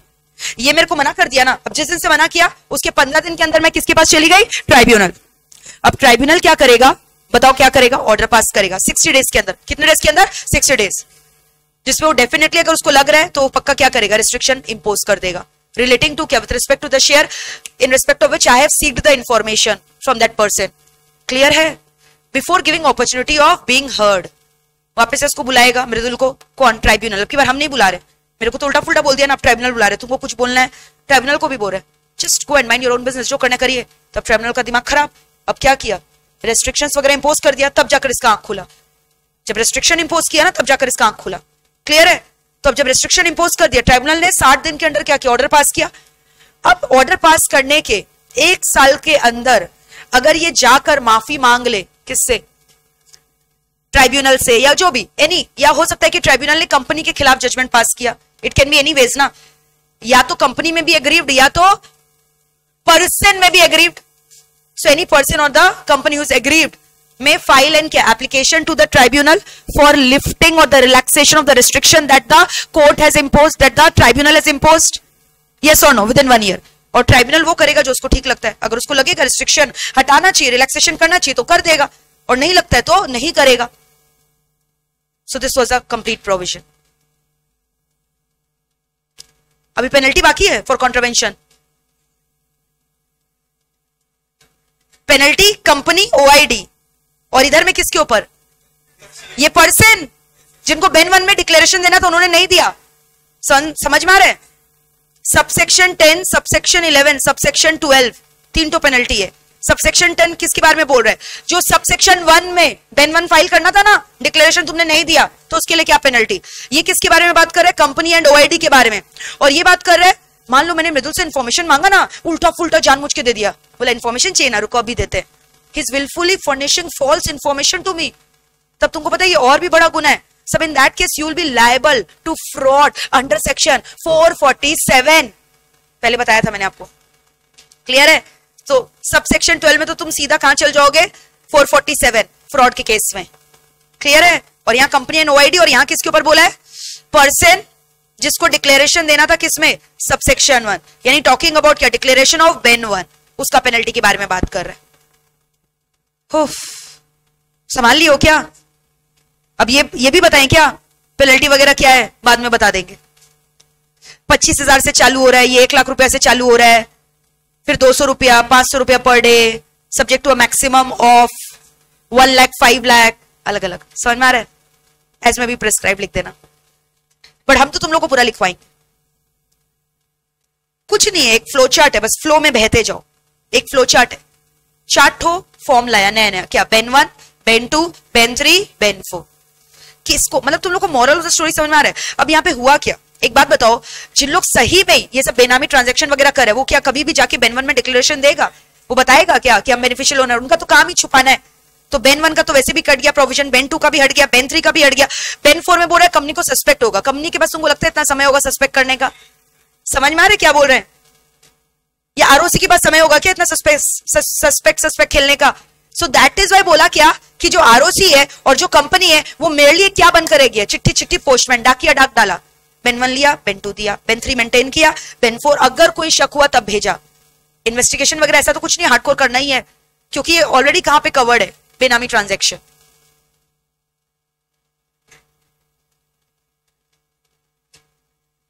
और जिन लोग का एक्चुअली पता है कौन ये सब बेन वन डिक्लेरेशन वगैरह देगा, जिन लोग वाकई में जेन्युइन है, तो जिन लोग वाकई में जेन्युइन है, जिन लोग क्या है जबरदस्ती, उन लोग को वहां पे भी देना है, 89 में भी डिक्लेरेशन देना है, यहाँ पे भी देना है, तो उन लोग का कंप्लायंसेस बढ़ गया ना। जबरदस्ती माथाफोड़ी करो, फॉर्म फॉर्म फॉर्म ही भरते रहो, खाली संभाल ले रहे हो। MGT 4 फिर 5 फिर कंपनी 6 करेगा, फिर यहाँ पे बेन 1 फिर कंपनी बेन 2 बेन 3 करेगा, तो कुछ नहीं, खाली कंप्लायंसेस वगैरह को बढ़ाने के लिए कर दिया गया। इसलिए इसको एक्ट को, इसमें सेक्शन का नाम क्या लिख दिया, register of the beneficial owner. Investigation word को क्या कर हटा दिया गया, इन्वेस्टिगेशन तो हो ही कहां रहा है। हाँ, कुछ समझ में आया क्या पढ़ाया मैंने? पूरा एक बारी वाला फ्लो चार्ट स्टार्टिंग से बता पाओगे मेरे को? दो चीज इंपॉर्टेंट है। सबसे पहले मेरे को ये बताओ कि सिग्निफिकेंट बेनिफिशियल ओनर किसको बोलेंगे?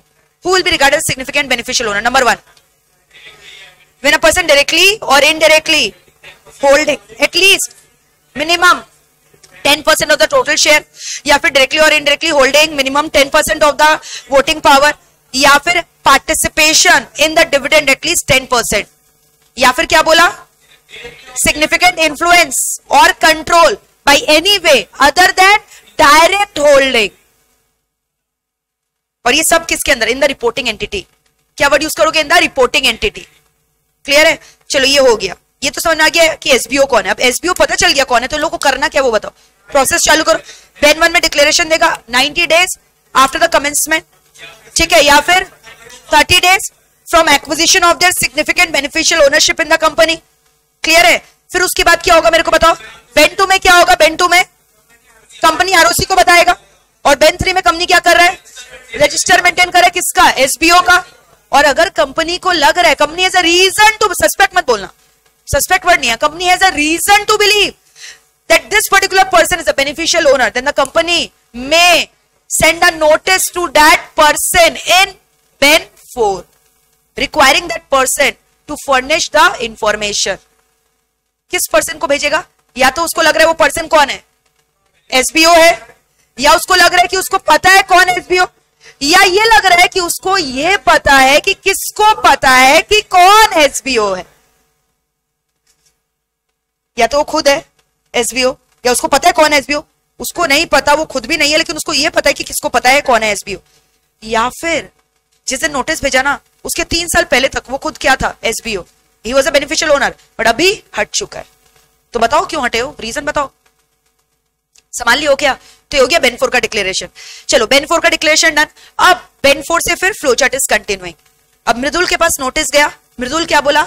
Just mind your own business, don't dare to ask me such information. मेरा दिमाग आटा मची सटक ले।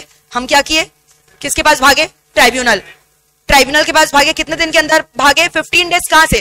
From the date mentioned in the notice, from the expiry of the date mentioned in the notice. मैंने इसको एक टाइम लिमिट दिया था, और इसको भी ना मेरे को इन्फॉर्मेशन जनरली स्पीकिंग 30 दिन के अंदर दे देना चाहिए। मैंने जब इसे इन्फॉर्मेशन डिमांड किया ना, such information must be furnished by Mridul to the company within 30 days of receipt of such notice. समझना है? And after the expiry of 15 days from the date mentioned in the notice, मैं किसके पास भागूंगी? Tribunal. Tribunal को क्या बोलूंगी? Tribunal जी एक order pass करिए जिससे इस पर्टिकुलर पर्सन, जिस इंसान से मैंने इंफॉर्मेशन मांगा था, सारे जितने भी शेयर्स है उस रिस्पेक्ट में सारे शेयर्स के ऊपर रेस्ट्रिक्शन इंपोज कर दीजिए। Impose restriction on such share which में include restriction on the voting power as well. Clear है? फिर ट्राइब्यूनल क्या करेगा बताओ? वेरी गुड, 60 डेज के अंदर ऑर्डर पास करेगा। बिफोर पास कर देगा कि अपॉर्चुनिटी ऑफ बीइंग हर्ड देगा पहले, है ना? After giving opportunity of being heard. चलो वो सब भी हो गया। अब इसके बाद बताओ, एग्रीव्ड पार्टी या फिर कंपनी को कुछ ऐसा लग रहा है कि गलत हुआ उनके संग, तो एनसीएलटी या ट्राइब्यूनल को क्या कर सकते हैं? केस फाइल कर सकते हैं, एप्लीकेशन फाइल कर सकते हैं, और फिर उसके बाद उसके ऊपर है ट्राइब्यूनल को क्या करना है? ही मे, इट मे क्या? लिफ्ट और relax the restriction that has been imposed. ठीक है? और ये पूरे में फिर हमने क्या किया? पेनल्टी। Subsection 10, subsection 11, subsection 12। 10 में किसका पेनल्टी है? Person who have defaulted in declaration. किसके अंदर? बेन 1, सबसेक्शन 1 में उसका। फिर उसके बाद 11 में कौन सा पेनल्टी है? सबसेक्शन 11 में, वेरी गुड, कंपनी एंड ओआईडी। और सबसेक्शन 12 में किसका है? Wilfully furnishes wrong information. जानबूझ के इसने क्या किया, रॉन्ग इन्फॉर्मेशन दिया, फॉल्स इन्फॉर्मेशन दिया, so will be liable for fraud under section 447। अब इसका पूरा मजा हम लोग लेंगे कहां, नहीं लिखेंगे तो है ही, बट एक बार पढ़ेंगे, नहीं डायरेक्टली मैट से पढ़ेंगे। मैट में भी तो पूरा लाल अक्षर में लिखा हुआ दिखाया था ना मैंने, पूरा अमेंडमेंट है, चलो वहां से पूरा पढ़ेंगे। अब देखो तुम लोग को मक्खन की तरह एक एक प्रोविजन समझ में आएगा, ये मेरा चैलेंज है, गारंटी। आ जाओ सेक्शन 90, आप भी अपने बुक्स में काट लेना, ये इन्वेस्टिगेशन पहले हुआ करता था, अभी क्या हो गया, रजिस्टर ऑफ एसबीओ। ठीक है, पढ़ो क्या लिखा हुआ है, read it. Every individual acting alone और टुगेदर, अकेले या किसी के साथ, थ्रू वन और मोर पर्सन, ड्राइवर जी, कंपनी सेक्रेटरी, मेरा कोई कंपनी सेक्रेटरी या पीए, समझ में आ रहा है, या सेक्रेटरी, और ट्रस्ट भी, या फिर person resident outside India holds beneficial interest of not less than 25% or such other percentage as may be prescribed in the shares of the company। तुम लोग को याद है मैंने 25% कहीं ना कहीं बताया था स्टार्टिंग में, फिर मैम आपने लेकिन लिखवाया तो 10% सारा। सुनो ना, एज में भी प्रिस्क्राइब्ड एक्ट में 25% मैक्सिमम प्रिस्क्रिप्शन है, बट और सच अदर परसेंटेज एज में be prescribe, who prescribe, CG. कहां पे प्रिस्क्राइब, रूल में कितना प्रिस्क्राइब है, 10%, नॉट लेस देन 10%। तो 25 को देखिए मत बोला मैम ने गलत पढ़ा है, मैम ने गलत पढ़ा है, कुछ गलत नहीं पढ़ा सकते, समझ में आ रहा है, फोन में है, गलत कैसे पढ़ाएंगे।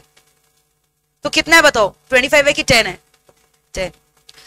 फिर बताओ क्या है, और द राइट टू एक्सरसाइज और एक्चुअली एक्सरसाइजिंग सिग्निफिकेंट इन्फ्लुएंस और control over the company shall make a declaration to the company specifying the nature of his interest and other particular in such manner and within such period of acquisition as may be prescribed। तो जो time वगैरह बताया ना 30 days, ये सब कहां पे rules में दिया हुआ है, एक्ट में नहीं लिखा है।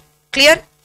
फिर देखो क्या लिखा है, हाँ नहीं करना है रूल नंबर, पूरा रूल नंबर क्या बताइए, नहीं करना है रूल नंबर।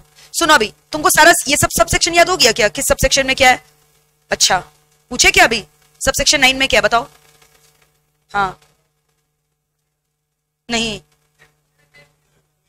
वो 12 में है, हाँ वो भी सबसेक्शन 12 में है। हट इधर आओ, नहीं करना, तुम पागल हो जाओगे यार, ये पागल है कि इसको संभालो। सेक्शन तुम याद कर लेगा, ठीक है। तुम अगर खाली लॉ भी दे रहा होगा ना एग्जाम में तो भी तुमको नहीं याद रहेगा, ये मेरा चैलेंज है ओपन, खाली एक पेपर भी तुम दे रहा होगा तो। समझ में आ रहा है, रूल नंबर याद करने चले हैं।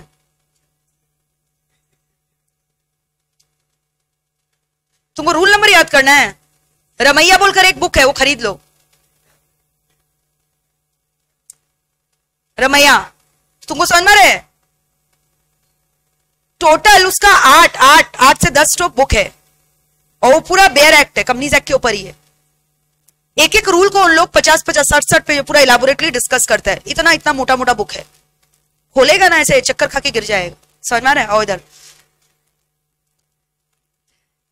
2 से 2.5 महीना तुम लोग को याद है केपीएमजी में हम बोले थे काम किए थे, 2 से 2.5 महीना, तो केपीएमजी में उन लोग ये सब बुक्स देके रखता था हम लोग को, उन लोग को समझाता थोड़ी था, तभी तो तुमको लॉ इंटरप्रेट करना सिखाते हैं।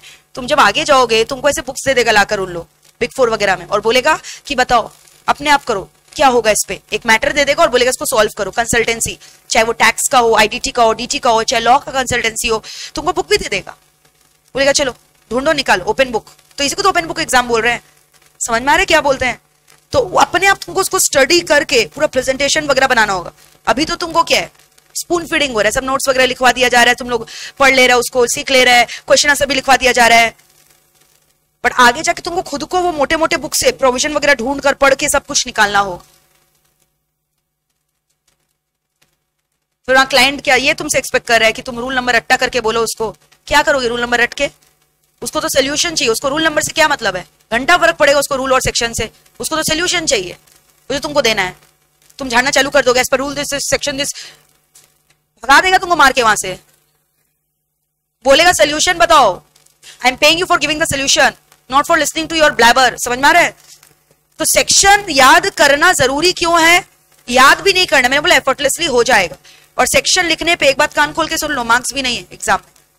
Writing section no extra marks will be provided, writing wrong section marks will be deducted. तो अपना स्टीयरिंग को कंट्रोल में रखो, तुम लोग फ्लो में, हम लोग सेक्शन भी लिखेंगे, सब सेक्शन भी लिखेंगे, रूल भी लिखेंगे, उल्टा पुल्टा लिखेंगे, जो भी लिखते आएंगे, क्या जाता है, कौन सा एग्जामिनर को आता होगा। एक सेक्शन गलत लिखा, पूरा आंसर गलत, तो संभालो, भावनाएं हैं, इमोशंस है लॉ के लिए, but control yourself, you have to be practical at the same time. Section याद करना है, चलो तुमको हम सेक्शन का ही टेस्ट लेते हैं, अभी तुम बोल रहे तुमको सेक्शन याद है, हम पूछते हैं, तुम आंसर देना, ठीक है। चलो बताओ, सेक्शन 118, तुम फिर चालू हो गया यश, देख लो बच्चों को, देखो मिनट्स के बारे में। सेक्शन 119, सेक्शन 96, सेक्शन 100, 97, 98, गलत सलत बोले जा रहे, बट बोल रहे, बोलना है यार, बोल दे जाओ, बस बहता पानी निर्मला, हाथ धोते जाओ, बोलते जाओ। सेक्शन 106,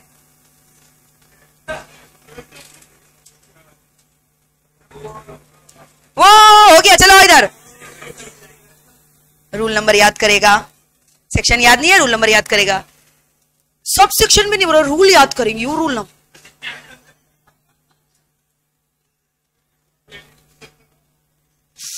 इधर आओ, कहां थे हम लोग, कहां पहुंच गए।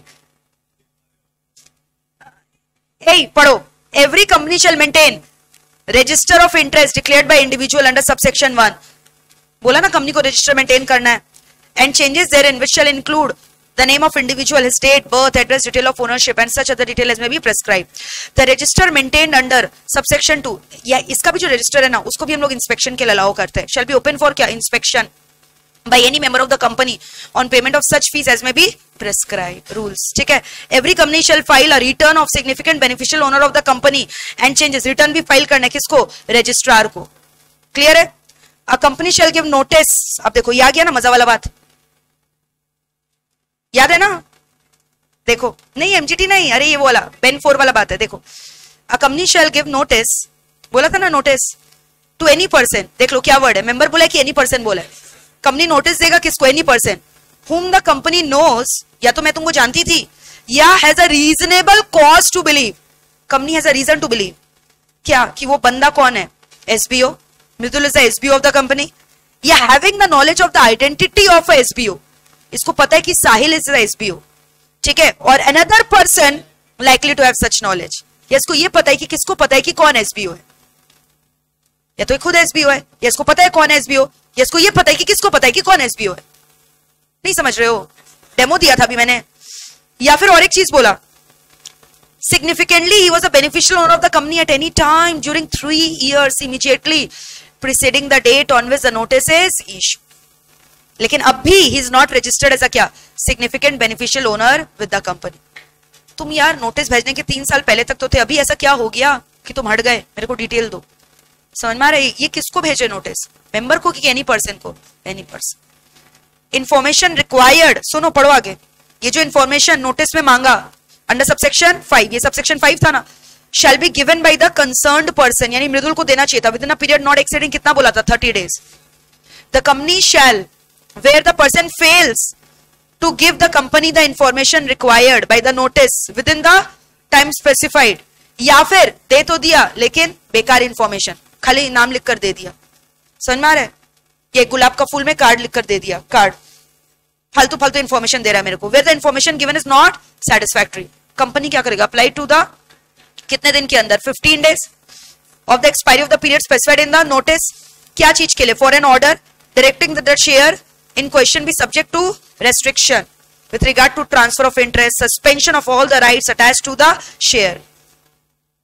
On any application made under subsection 7, tribunal क्या कर सकता है, after giving क्या, opportunity of being heard to the parties concerned, may make such order restricting the rights attached with the share within a period of कितना days बोला था, 60 of the receipt of application. The company or the person aggrieved by the order of the tribunal may make an application to the tribunal for the relaxation या lifting of the restriction within a period of 1 year, provided if no such share shall be transferred without any restriction, ठीक है।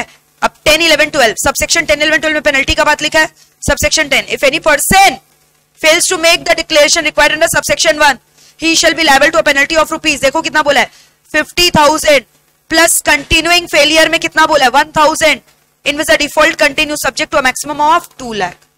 तो 50,000 plus 1,000 रुपया per day subject to a maximum of कितना 2 lakhs. ये किसके ऊपर बोला person who fails to make the declaration under subsection 1, that is Ben 1.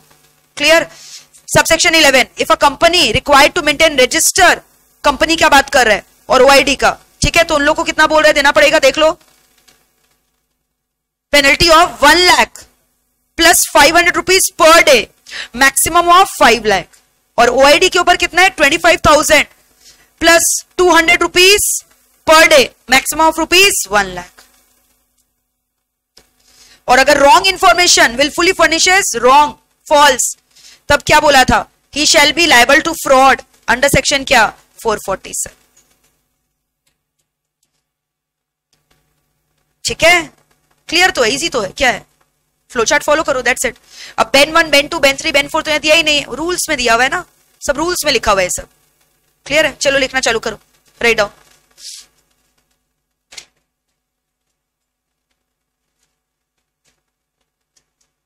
ये अब इंटरप्रेट करना सीख जा रहे हो, ये सब क्या लिखा हुआ है. या 25% गलत लिखा हुआ है क्या, हाँ वो लिखा हुआ है, और इसमें भी प्रेस्क्राइब. तो प्रेस्क्राइब कितना किया है, किसने प्रेस्क्राइब किया है,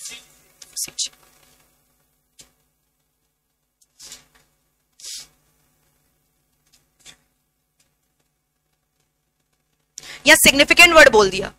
और beneficial owner can be anyone. समझ में आ रहा है. अब मान लो एक तो शेयर लेकर आ गया और बोल रहा है कि एक शेयर जो है ना दिव्या मैम का है, हम तो बेनिफिशियल ओनर नहीं, हम तो मेंबर, खोखले मेंबर, तो इसके लिए हम बेन 1 बेन 2 बेन 3 बेन 4 सब बकवास नहीं है, तो इसलिए सिग्निफिकेंट बोल रहा है. बट अगर वो बेनिफिशियल ओनर है तो उसको डिक्लेरेशन कहां देना पड़ेगा, 89 उस पर अप्लाई होगा, यानी एसबीओ पे 89 90 दोनों होगा, बट बीओ पे खाली क्या हो रहा है 89 90 नहीं, 90 के लिए एसबीओ होना है. Getting my difference. एक दो शेयर है मेरे पास, क्या इतना माथा पच्ची करेगा बेन 1 बेन 2 ये सब का बकवास, फिर ऊपर से कंपनी को मेंटेन करना, रजिस्टर, सब एक एक शेयर का नाम लिखेगा, एक शेयर होल्डर का नाम लिखेगा, 10 रुपए का शेयर खरीद लिया है और उसका नाम लिख रहा है एसबीओ में रजिस्टर में. हाँ, not less than at least, yes लिखो. चलो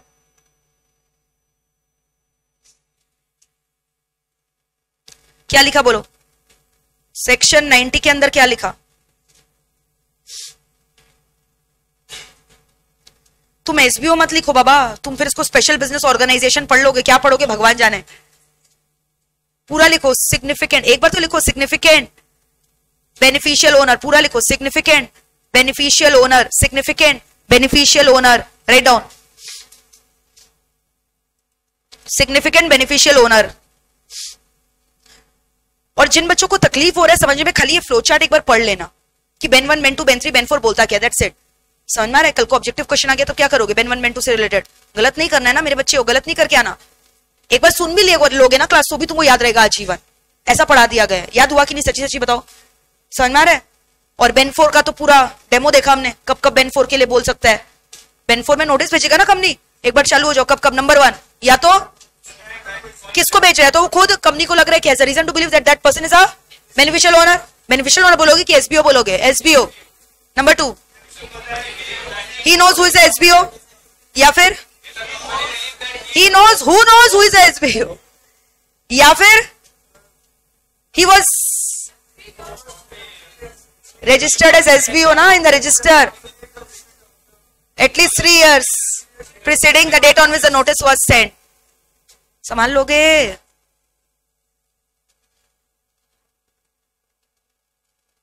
सीटी क्यों मार रहा है, प्रेशर कुकर है, रिलीज कर रहा है क्या, नहीं समझ में आया,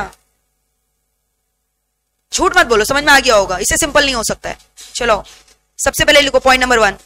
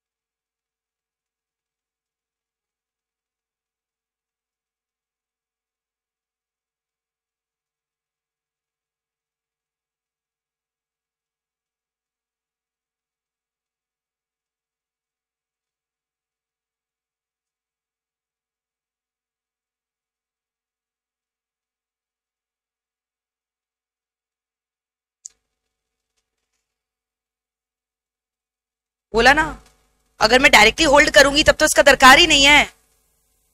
मैंने तुमको पकड़ा, तुमको पकड़ा, तुमको पकड़ा, तुम लोग सब बोल दिया हाँ चलो मैम शेयर दिला रही है, सबको पकड़ के ले गए और तुम लोग के नाम पे शेयर खरीदवा दिया।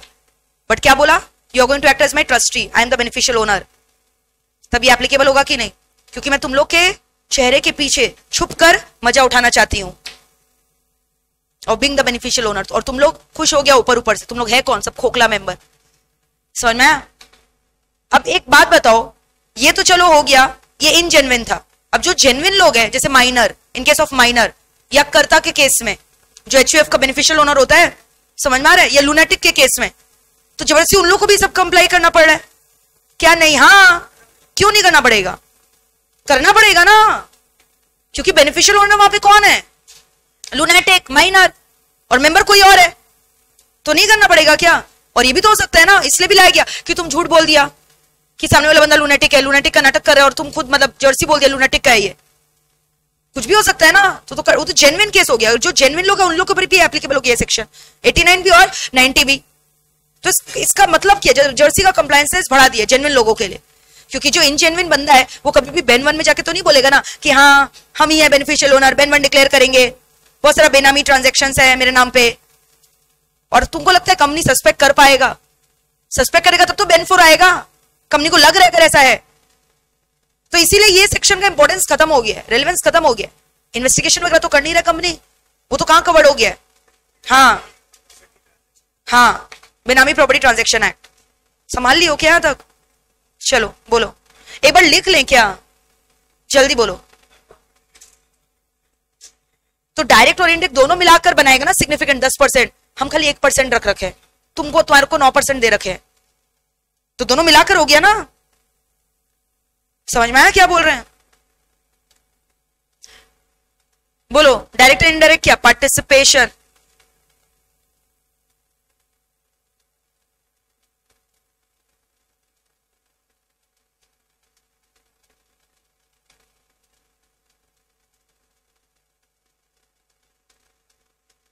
आरी मतलब क्या है? अरे रिपोर्टिंग एंटिटी, ऊपर लिख लो रिपोर्टिंग एंटिटी के बगल में।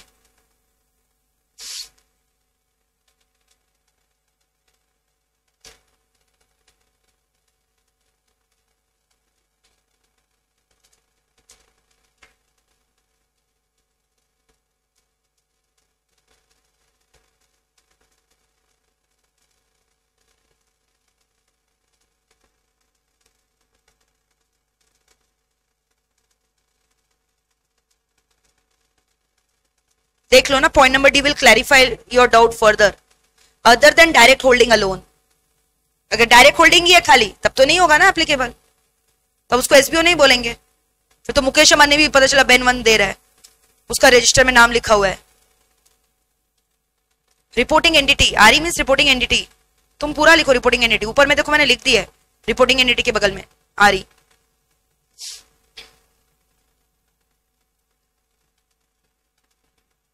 अच्छा, ये सब पॉइंट्स है, इसको सब सेक्शन मत रीड कर लेना, सब सेक्शन है, क्लॉज है, बीसीडी, ये सब पॉइंट्स ऐसे ही। क्योंकि अब हम लोग बात करेंगे बेन वन का, और बेन वन तो सब सेक्शन 1 में था ना, डिक्लेयर करना।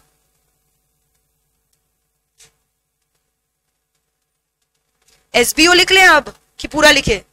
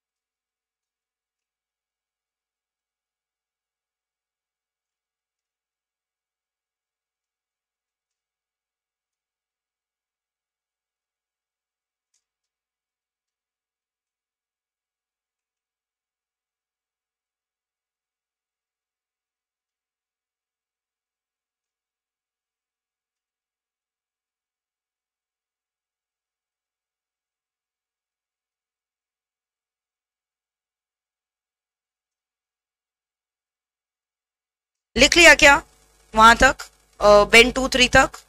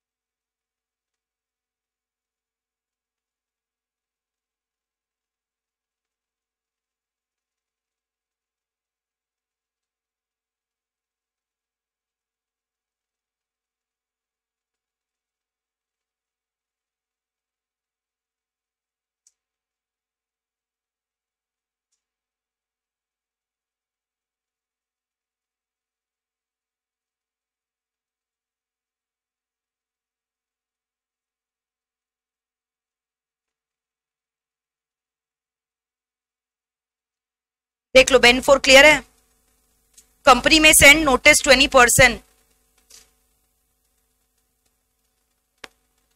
और any person 20% whom the company knows, 20% whom the company knows. If you want to add you can add. The company में send notice 20% whom the company क्या knows, और whom company has a क्या reasons to believe that such a person to whom notice is being sent in Ben 4 is the SBO. या he knows who is the SBO, या knows a person who knows who is the SBO, या he has क्या registered as SBO in immediately 3 years preceding the date of the notice and is now no longer the SBO. समझ गए?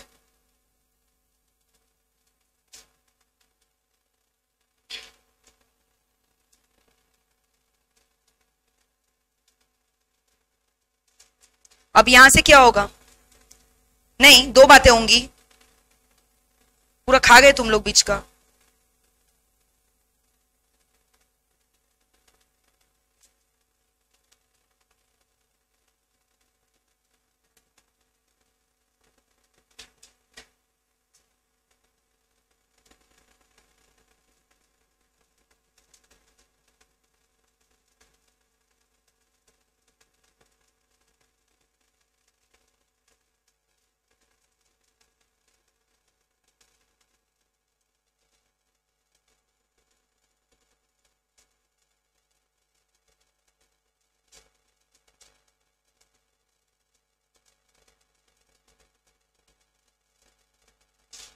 या तो furnish ही नहीं किया या फिर कैसा इंफॉर्मेशन फर्निश किया?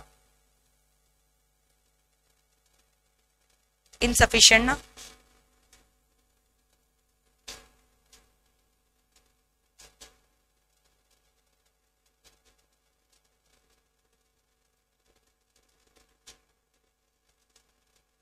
देन ओके, अगर अब नहीं किया तो क्या होगा?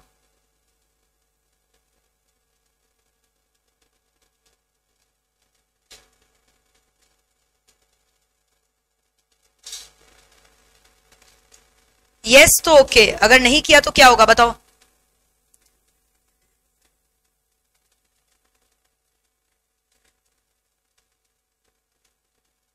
15 days.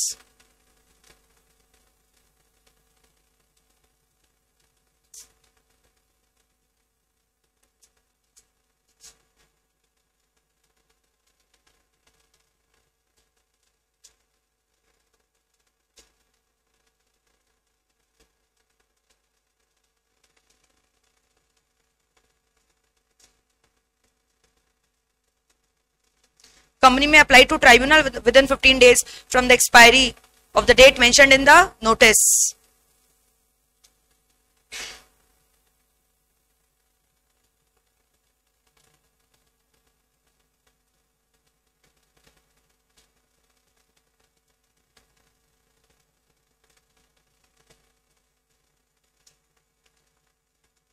फिर क्या होगा?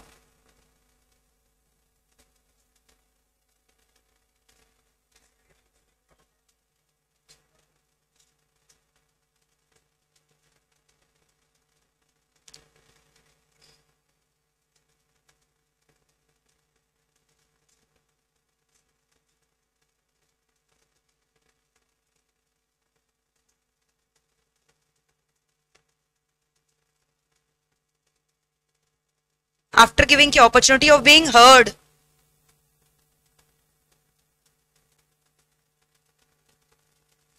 may pass such orders restricting क्या?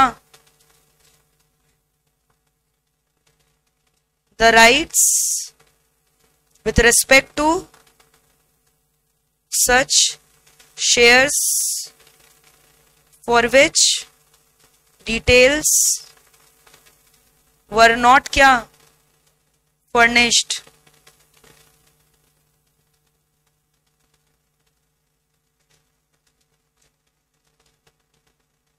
Such an order must be passed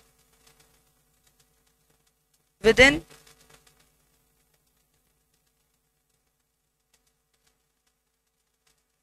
of receipt of क्या? Application or any other time as may be prescribed. अगर प्रिस्क्राइब कर दिया कुछ सीजी, तुम लोग का फ्लो चार्ट बन गया क्या एक ही पेज में? एरो दे दे के लिखना ऐसे ही स्टेप बाय स्टेप, यहां से पूरा। अब इसके बाद क्या होगा बताओ? एक चीज और था, हाँ, कंपनी और person aggrieved by the order of the tribunal क्या करेगा? विद इन 1 year में apply to tribunal for relaxation of the restriction imposed. That's it.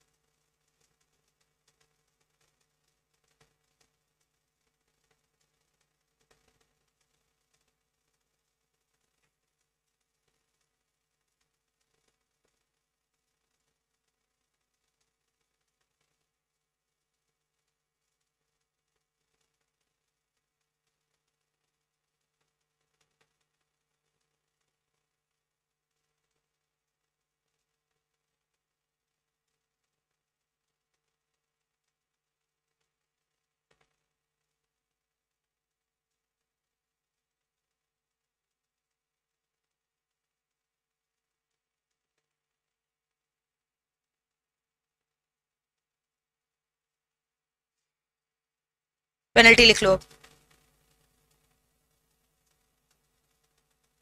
Any person of the company aggrieved, any person or company aggrieved by the order of tribunal may apply for relaxation of the restrictions so imposed within 1 year of passing of the order of tribunal.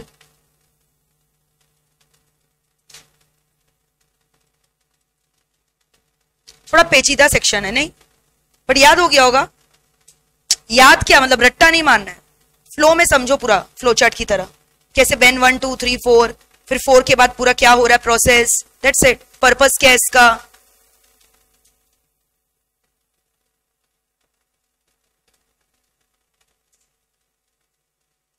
बोलो मजा आया क्या? देख रहे हो कितना बड़ा है? ऐसे तुमने लिखा है बेन 1 बेन 2 बेन 3 बेन 4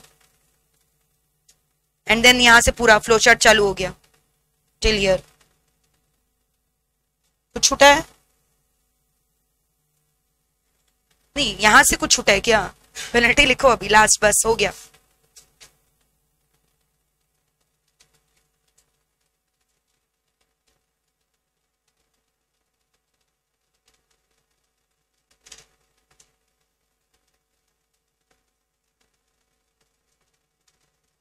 बस आज और नहीं पढ़ाएंगे, लास्ट है ये।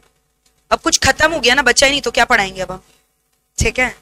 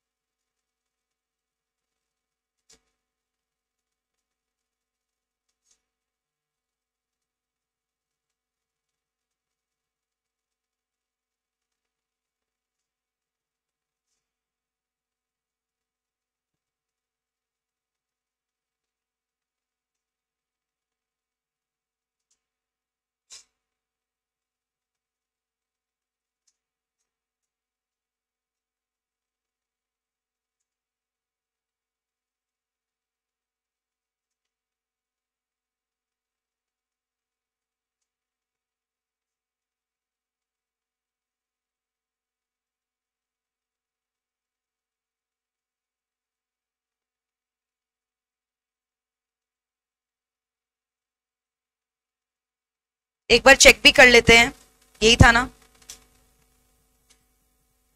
कंपनी और ओआईडी का, एक बार चेक भी कर लो, यही है ना। 500 रुपये और 200 रुपया था क्या पर डे?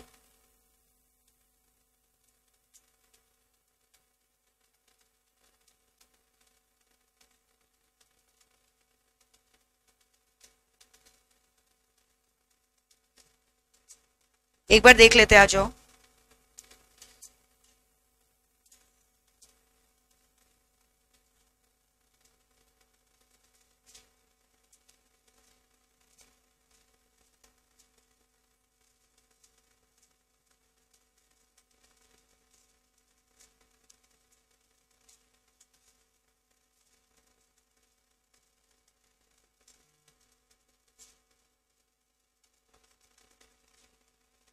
कितना है देखो तो, कंपनी के ऊपर 1 लाख है 500 पर डे, और मैक्सिमम ऑफ कितना है 5 लाख, वही लिखा ना।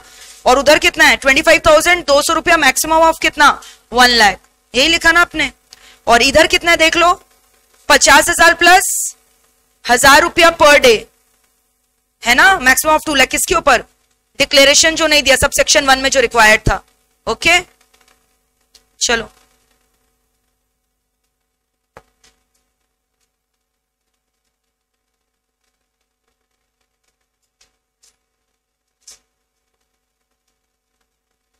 मैक्सिमम कितना 2 लाख ना, नहीं याद रहा, इसमें भी प्रेस्क्राइब्ड। और ऑब्वियसली तुम समझ रहे हो 200, 500, 50,000, 25,000, 1 लाख, 5 लाख। ओके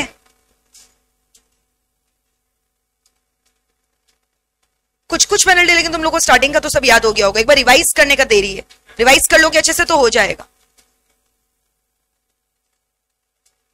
साक्षी बोल रही है ma'am every day you are just awesome and you are teaching style. Ma'am what to say, it's brilliant ma'am, you are precious, love you. Yes love you too. हो गया क्या यहां तक? नहीं खत्म नहीं हुआ है, 1-2 क्वेश्चन राउंड खेल रहे हैं 5 मिनट का, 5 मिनट। हो गया क्या यहाँ तक? हाँ, होमवर्क चेक करेंगे अभी लेक्चर के बाद. आई चेक योर होमवर्क, ठीक है. चलो, but before that I want you to answer दोगे. यहाँ तक पूरा संभाल लोगे क्या? लर्न कर लोगे यहाँ तक पूरा? कल पूछेंगे. अब ये मत बोलना मैम ये इंपॉर्टेंट नहीं, हम लोग छोड़ देंगे. कुछ नहीं छोड़ना है, सब करके जाना है. तुम देख रहे हो कितना टाइम इसमें स्पेंड किया है, पूरा नोट्स बना लिया अच्छे से. अब तुमको खुद से कितना देर लगेगा? 10 से 15 मिनट लगेगा इस सेक्शन को रिवाइज करने में. यस और नो? तो नहीं, उतना नहीं कर सकते हो क्या? कर लोगे क्या? बोलो. ठीक है. और तुमको एक सच बात बताएं, जैसे AIR-1 भी जितने जन का आया ना, जितने लोगों का हम लोगों ने इंटरव्यू लिया था, आपने शायद देखा भी होगा. दैट चिराग, देखना उसने क्या बोला था. बोला हम एक भी पेनल्टी याद नहीं करके गए थे, मेरे से याद ही नहीं होता था. तो भी उसके AIR-1 आया ना. तो इसीलिए तुम मतलब स्मार्ट स्टडी करना सीखो, गधा कटनी नहीं करना है. You have to be smart enough to select क्या पढ़ना है क्या नहीं पढ़ना है. ट्रस्ट मी, जितना कॉपी में नोट्स लिखवाए जा रहे देर एग्जॉस्टिव, वो अच्छे से कर लोगे सब कुछ कवर हो जाएगा. और जितना भी क्वेश्चन आंसर्स करवा रहे दैट इज ऑल्सो एग्जॉस्टिव, उसी में से एग्जाम्स में आएगा. But you have to study, खुद से भी पढ़ना पड़ेगा. खाली क्लास करना, नोट्स लिख लेना सुंदर से, बस कहानी खत्म नहीं. घर जाके you have to spend the time with the subject. Spend कर रहे हो ना समय, और ये अपने आप होगा. कोई चीज से तुमको प्यार होता है तो मजा आता है ना उससे बात करने में, तो वैसे इससे मजा लो बात कर करके. समझ में आ रहा है? और यही प्यार है जो तुमको रिटर्न देगा, बाकी सब प्यार बेकार. संभाल लियो. क्लियर है? चलो अब एक बार क्विक रैपिड फायर सेशन खेल रहे हैं, मेरे को जवाब देते जाना. MGT1 फॉर्म नंबर डिस्कस करें. बोलो MGT1 register of member. Very good. MGT2 बोलते जाओ. Register of debenture holder, security holder. MGT3 foreign register. Foreign register है ना.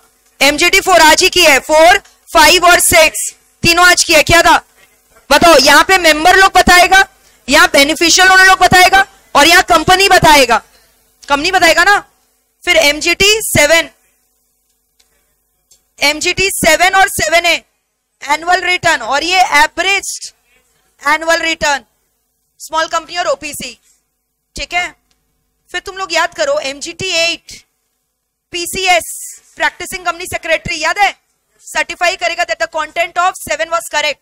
रिमेंबर? फिर उसके बाद MGT9 और MGT10 तो हट चुका है ना, बताए ना. 93 से जो था रिलेटेड 10 और फिर 9 वो वाला एक्सट्रैक्ट्स वगैरह वाला तो हट गया ना. अब तो पूरा का पूरा एनुअल रिटर्न एनेक्स करना पड़ता है, वेब लिंक, बोर्ड रिपोर्ट में. याद आ रहा है ना ये सब? तो 9, 10 तो वैसे भी नहीं है. फिर 11 हम लोग कर चुके हैं. Very good. Proxy form. MGT12 भी तुमको पता है. पोलिंग पेपर है ना, वोट बाई पोल का. फिर MGT13 स्क्रूटनाइजर वाला, स्क्रूटनाइजर जिसमें वो रिपोर्ट दे रहा है, रिजल्ट निकाल के दे रहा है. क्या चीज का? पोस्टल बैलेट का, चेयरमैन को, है ना. फिर MGT14 किया था अभी. MGT14 बताओ. MGT14 resolution requiring. MGT14 कुछ रेजोल्यूशन इतने इंपॉर्टेंट है कि आपको जाके इन्फॉर्म करना पड़ेगा ROC को. अगर कंपनी आपने रेजोल्यूशन पास किया, ROC को बताओ MGT14 में. So resolution requiring MGT14 to be filed with ROC. याद करो, करवाया.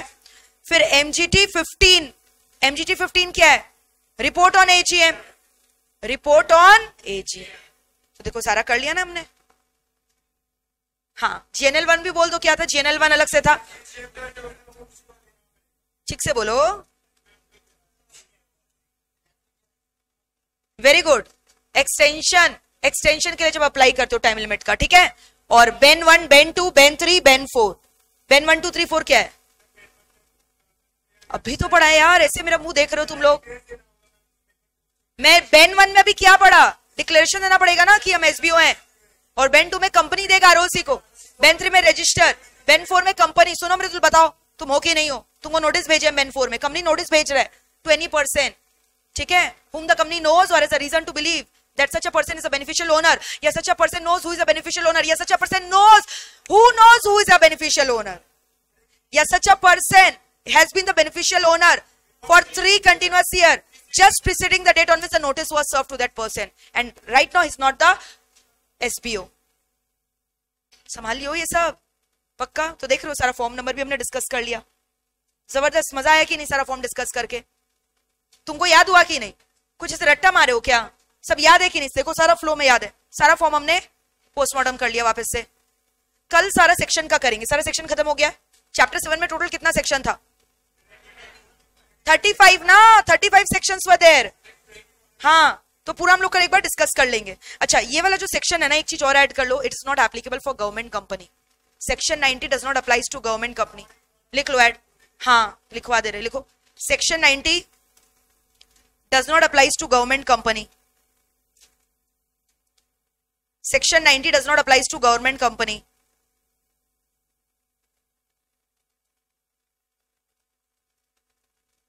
लिख लिया? Very good.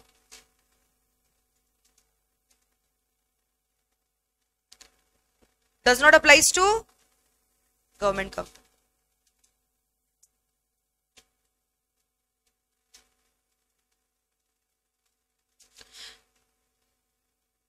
कल हम लोग कौन से सेक्शन किए थे?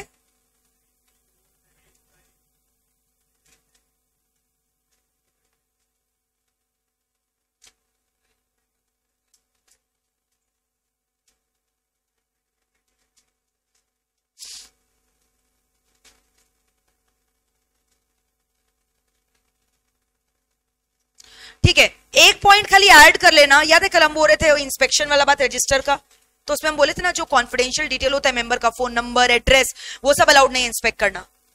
तो कहीं पे भी नोट देकर लिख लो, वहां रजिस्टर में नोट देकर लिख लो कहीं पे भी।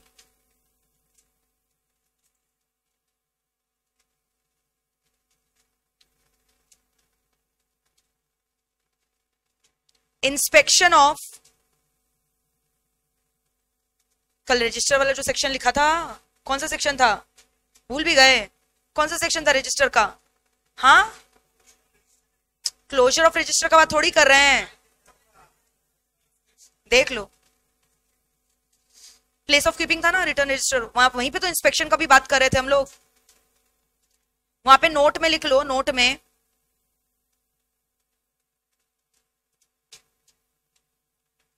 और ये सब लिखवाते थे ना, रीजनेबल रेस्ट्रिक्शन वगैरह इंपोज कर सकता है। फिर उसके बाद कितना 2 घंटा का लेकिन मिनिमम अलाउ करना पड़ेगा, बोला था ना, ये सब लिख दो। प्रोवाइडेड दैट प्रोवाइडेड मतलब क्या? प्रोविजन ना, exception. Following for information, provided that following for information, section 94 में लिख रहे हो ना नोट देकर। Provided that following for information of member, following for information of member shall not be allowed for inspection, shall not be allowed for inspection. Provided that following for information of member shall not be allowed for inspection. Inspection ही नहीं allow करे तो copy ले जाने का तो बात छोड़ ही दो। तो ऑब्लिक कॉपीज by anyone, लिखा inspection oblique copies by anyone. Point number 1, address member का एड्रेस। लेकिन अगर body corporate is a member then तब उसका आरओ का एड्रेस, तो लिखो एड्रेस और आरओ एड्रेस, रजिस्टर्ड ऑफिस का एड्रेस, आरओ एड्रेस और आरओ का एड्रेस। एड्रेस किसका? मेंबर का। मतलब तुम जर्सी है, मान लो यहाँ पे तो ये भी लिख दिया हमने कि एक कोई आउटसाइडर भी आकर इंस्पेक्ट कर सकता है, उसके लिए पैसा लगेगा 50 रुपया पर इंस्पेक्शन।